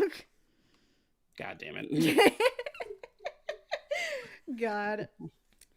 So yeah, any other questions we got before we sign off today? Or tonight, I guess, because at the end it's like any questions? Well, while we're, you know, giving them some time to think about it, I guess be on the lookout for Dr. Flame. That's pretty neatly on the horizon. We're still just like gluing pieces together. We'll start seeing some promotional material for Sino Senshi pretty soon. And also, like, Shiro Fox is very, you know, quickly approaching, rather. Yeah, as well as several stupid reviews coming up. I think our latest stupid review that's going to be coming up is Chat Room 98 for our Creepy Sleepy. Yep. Creepy Sleepy. We got a question. What's your thoughts of Allegiance, arts and comics? Wait, Allegiance? Allegiance, arts and comics. Okay. I don't know what that is. Allegiance, so I guess I don't have any. Arts, Comics Gate. All right. Is this some of that new NFT? No, business? This is like a new this is a new comic company. Oh, okay. Oh. We were not aware of this project. We were not aware of this actually until now. So thank you for bringing it up. We'll probably be looking at this. Yeah, we'll have to look into that. Yeah, it's a lot of. It looks like it's a lot of like original projects. Ooh. Superheroes, games. A lot of fantasy-driven stuff. So we're gonna the new one to me. I'm gonna have to look that up later. So saving. Well, you know, if somebody wants to commission us to review something, wink. Nudge. Actually, don't commission us yet. Don't commission us yet. We have enough stupid reviews in the backlog. That's true. Yeah, like everybody who paid for a commission is gonna get their commission produced. It's just taken us a while.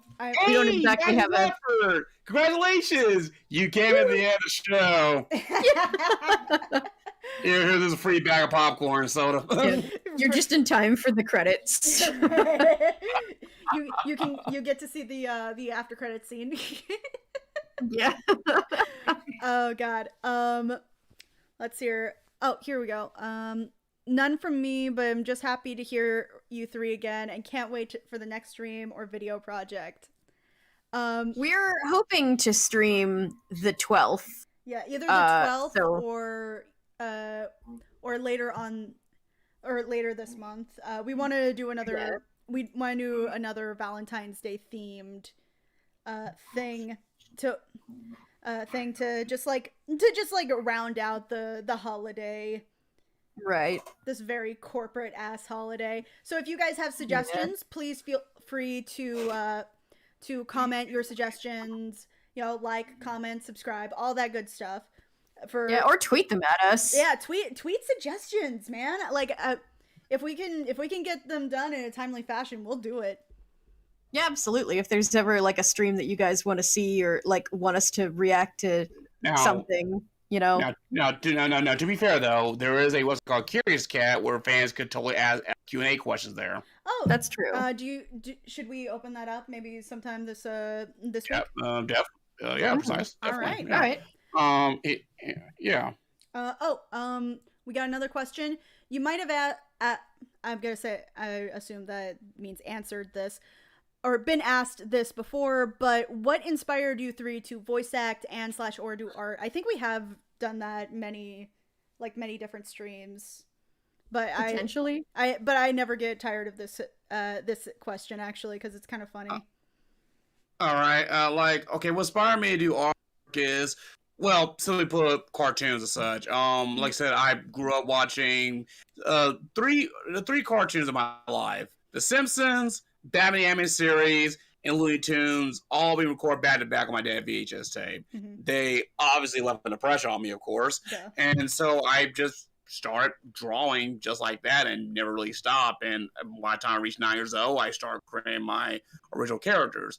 In terms of voice acting, it all started on a trip on a school bus, plain and simple.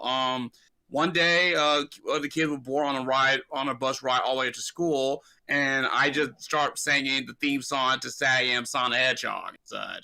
Oh, snap. And apparently, most of the students and even the bus driver were into my singing voice and such. And not only that, though, I changed my voice and such. Like, I was like fucking 10, and apparently my voice sounded a bit older-ish when I started singing and such. Right. So, I thought it was just fucking with me, but I later realized that, okay, now I can change my voice. So I like making funny voices and just eventually, did what I do and such. So that would inspire me to voice act and also just doing art. So yeah, that's my side of the story. Okay. Bree?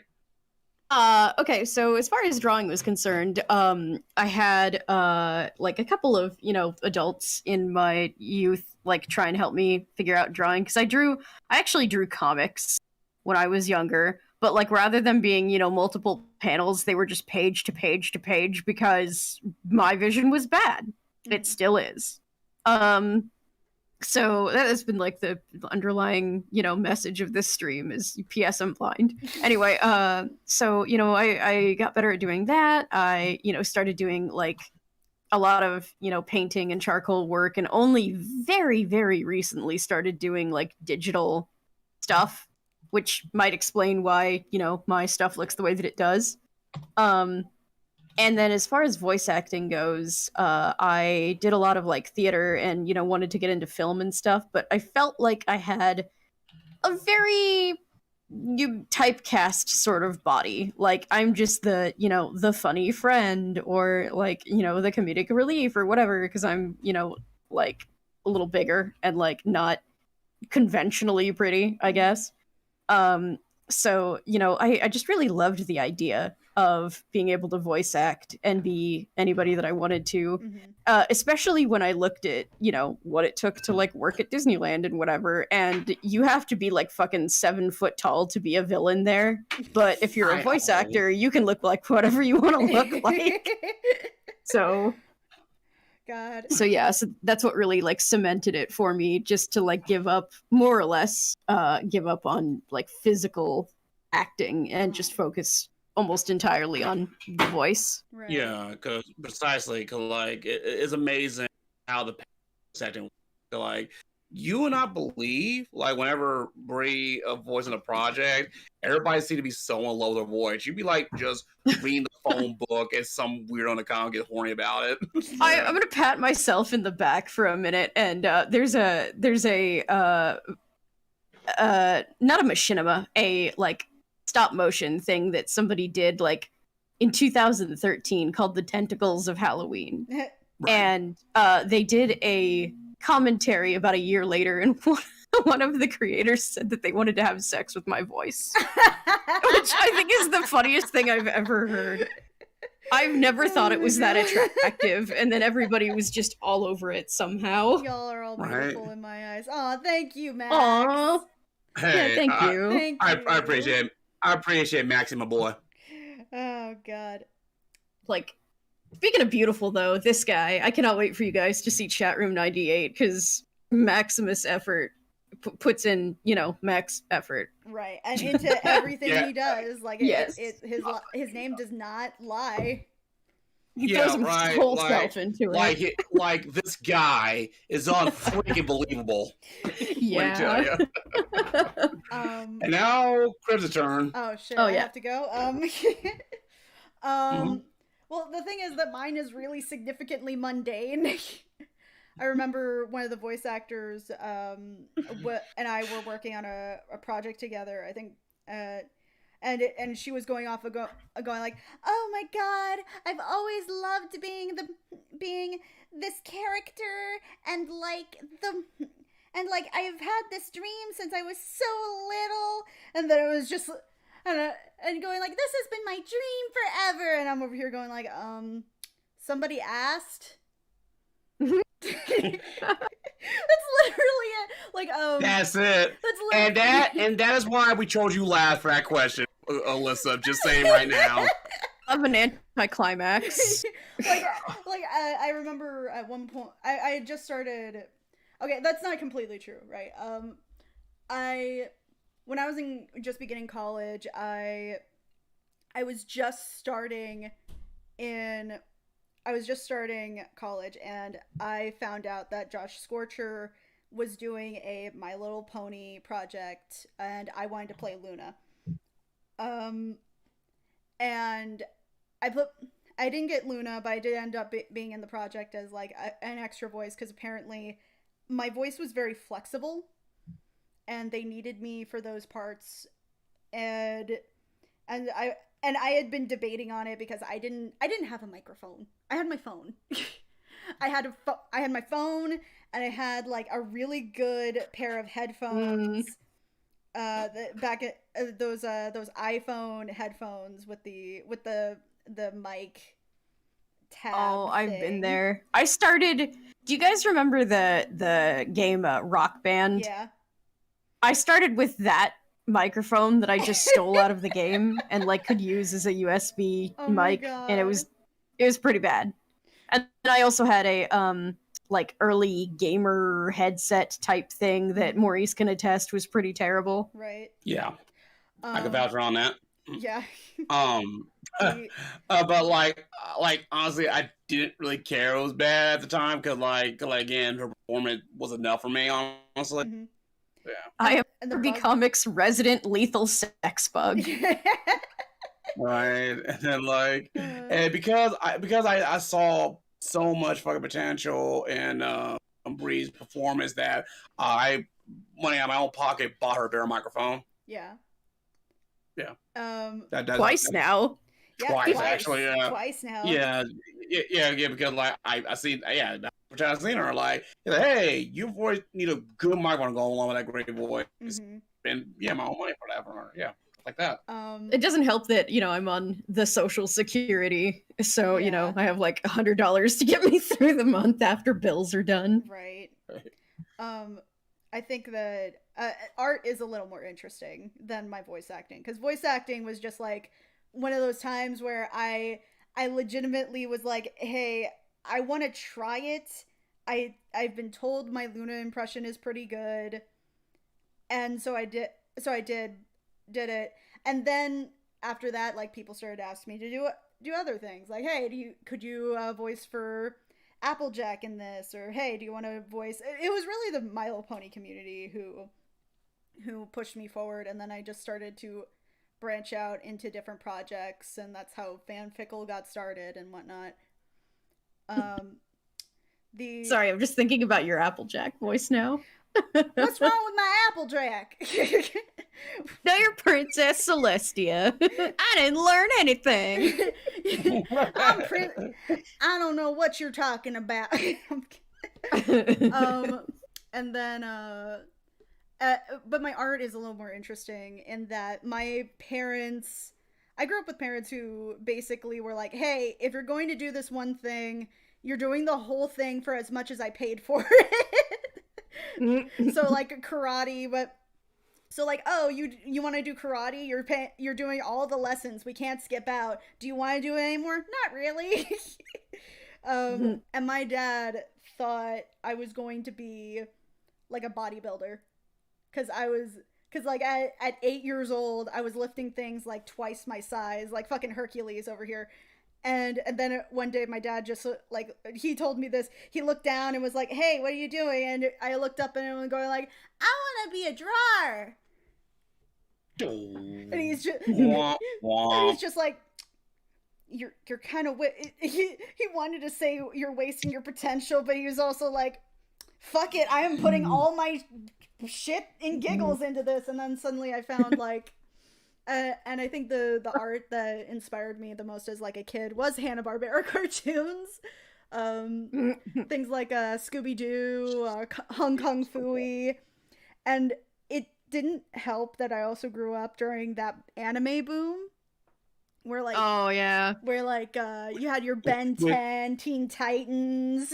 The American animation that wanted to like wear an anime disguise. The weeb yeah, right. AKA the weeb phase. Yeah, like, don't worry, America, you'll grow out of it. Weebstern animation. The weebster animation. Right. But Dad, I'm into this DBZ and my Pokemans. No, my dad actually was not weirded out by the anime. Actually, No. I'm joking about. Yeah, no. Go on. My dad actually was my mom was the one who thought that anime was weird. God. But my dad meanwhile was like, hey, honey. Yes, Daddy? Do you want to see He-Man? Yeah. And do you want to see a bunch of robots kick each other's asses? Daddy, that's a bad word. Not in front of your mother. But my parents just endlessly harangued me for fucking watching anything animated. Like, I'm sorry, I can go into. Well, no, I was gonna say I can go into that after you finished your story. I feel like I cut you off. No, it's fine. Oh. Like, just pretty much everything I tried to do under their roof, it was always, like, criticized for, like, oh, well, you know, that's dumb, or that's, like, you know, too childish, or that's, like... And, you know, my mom was also the sort of person who felt like, if a movie was older than, like, 8 years old, it was just too old. Like, didn't want to have anything to do with it, newer was better for whatever reason. So, like, I think half of the things that I have in my life now are just things that I like desperately clung on to, you know, through this storm of, you know, unwarranted criticism. Right. And then like my folks too, right, when they quit about anime, right?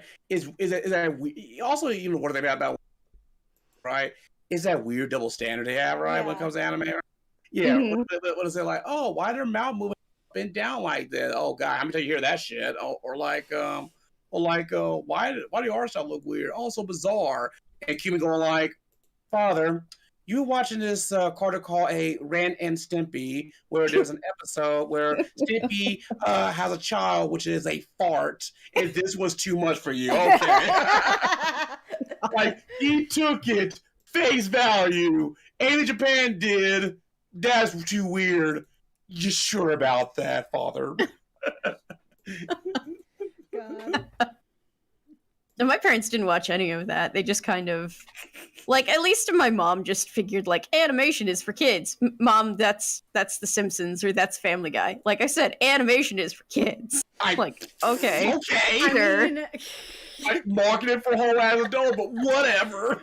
Yeah, I think my dad was maybe a little bit more open to the idea. But like, I think my dad was just like somebody who had the creativity just beaten out of him. So like, it was still just there in flickers, but you know, not enough that he could like support himself or my ideas in regard to it. So I don't know. That's my weird like armchair psychologist analysis of like why my parents, or at least my dad, was so critical. I think my mom was just a moron. Okay, if when it came to art for me, like I think the major point of contention was that I wanted to be the person that I wanted to be the person whose characters came to life. Like, I wanted my characters to be so cool and so good that other people would draw them. And that's why it's so weird as a creator now that people are doing that. Like, sometimes they'll be friends, and then other times there'll be people I don't even know, and I'm like, how the fuck do you know me? Right. But yeah, like, that's my art journey was weird. I had started doing art. I still have a lot of the art books that I had when I was a kid, one of which was how to draw cartoons from an actual cartoonist. Neat. And then it just you gotta love those. Yeah. Oh, I'm sorry. No, go I was ahead. just gonna say you gotta love the like old school how to draw manga books. Oh god, from Mark Cripley. Yeah. Let's hear. I'm trying to figure out how to cartoon book. How to draw a cartoon. Like, it's an old book. It's like it's like probably 90s old. Old, eh? From the 90s, you say? As a book. But I think my favorite, if anybody wants to learn how to draw, if you don't already draw, one of my favorite books now as an adult is Understanding Comics by Scott McCloud. It's great in understanding how comics work, how drawing works, and how and how maybe perspective and anatomy works, all in a comic format. It's great. Yeah, it's great. I don't think I've looked at that one. No, I'll have to check it out. I highly recommend. Like, you never stop learning. There's always something new to pick up. Oh yeah, I'm still trying to figure out how to not make my images look so stiff. I'm getting better at line work. Me, my philosophy is I just wing it. Yeah. You do what needs the least amount of work. yeah, right. Cause like I said, I'm and I take no. I just fucking wing it and to give it much thought. And the people say like, "Oh, cool, you're really real." Like, really? I just did it. I can get behind that with like fucking Clip Studio Paint. There's all these tools, and I cheat so hard that even Snidely Whiplash is like, "Man, you need to calm down." Oh god. Any other questions before we close out tonight? Yeah, I think that's our longest answer we ever. Yeah, like as far as like giving towards like one single question. Yeah. Yeah, I feel like we went a lot of places today. Yeah. I think I love how every time that question comes up, it's always like, oh, I had this big moment when I was a kid. Oh, I had these issues as a person trying to be entertainment. Me, somebody just asked. Like I feel like half of my shit comes out of spite, you know. No, but you like I'll show you who has to be the. Yeah, that's pretty much it. Yeah, that's my central motivation. Right. Oh god. Honestly, if I get the money together, I'm just gonna send you both Understanding Comics. It'll be interesting. Does it have a digital copy? It might have a digital copy, actually. I have to. I will look, because sometimes that helps me a little bit more to be able to enlarge it. But yeah. Yeah, but if nothing else, I just like the comfort of a book. You know what I mean? Oh no, I do. I absolutely do, and I wish that I had like better magnifiers. I'm looking at some, but you know that's neither here nor there. I get you. But yeah, another really good one is one that I want to get is called Your Career in Animation. Ooh. and an animator's survival kit. I've looked at the animator's survival kit. Also, like, just an idea for a sight gag. Just your career in animation. Hey, this book is blank. That would be Oh, great. I guess RB stepped away. Like, I was gonna suggest signing off before we went on too much longer. It's okay. Oh god. Any other questions while we're here? Go ahead and write it down as you can. Oh my god, proportions though. Every Osiris or Maximus Effort, jeez. And yeah. Oh my god. Like trying to keep arms and legs even on both sides and fucking eyes. Like both of those. Just making sure everything is the same size on both sides has just been a constant struggle. Right. But yeah. I think one of my again, my biggest struggle is just anatomy and trying to make everything a little more flexible. I think that's another reason why I envy Maurice's art style so much, is because it's so... It feels alive. It feels like you're moving around. Yeah. Yeah, it's very flowing. Mm-hmm. And I think I've been trying to do that mostly through my line art, as far as like getting different brushes. Yeah. Because like if I pretty much just always lean on the turnip pen. I probably should try and use, other stuff. But I highly suggest it, honestly. When you use a different program, each program has like this different brush quality to it, and I don't know, it feels fun. Right. I can't draw arms and hands and even legs. Yes, I wish everyone was just torso. Beans. Just beans. Oh god. Seer. Oh, I've only just recently started to like really, really get the hang of shadows. Oh, shadows. And it's in a very large part because of being able to play with the 3D images in Clip Studio. This is not a paid sponsorship. Hey, welcome back.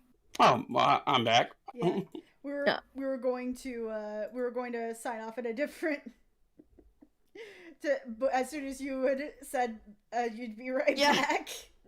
Yeah, I was just about to be like, well, we should sign off, and then I get the message like BRB, like don't. But yeah. Oh god. All right. Well, with that being said, we're signing off now tonight. It's been a good stream. All right. Yeah, take care, everybody. Thanks for coming. All right. So long. Farewell. Avita saying goodbye. Glad we had all 6 of you here. Well, we had a good 9 for a bit.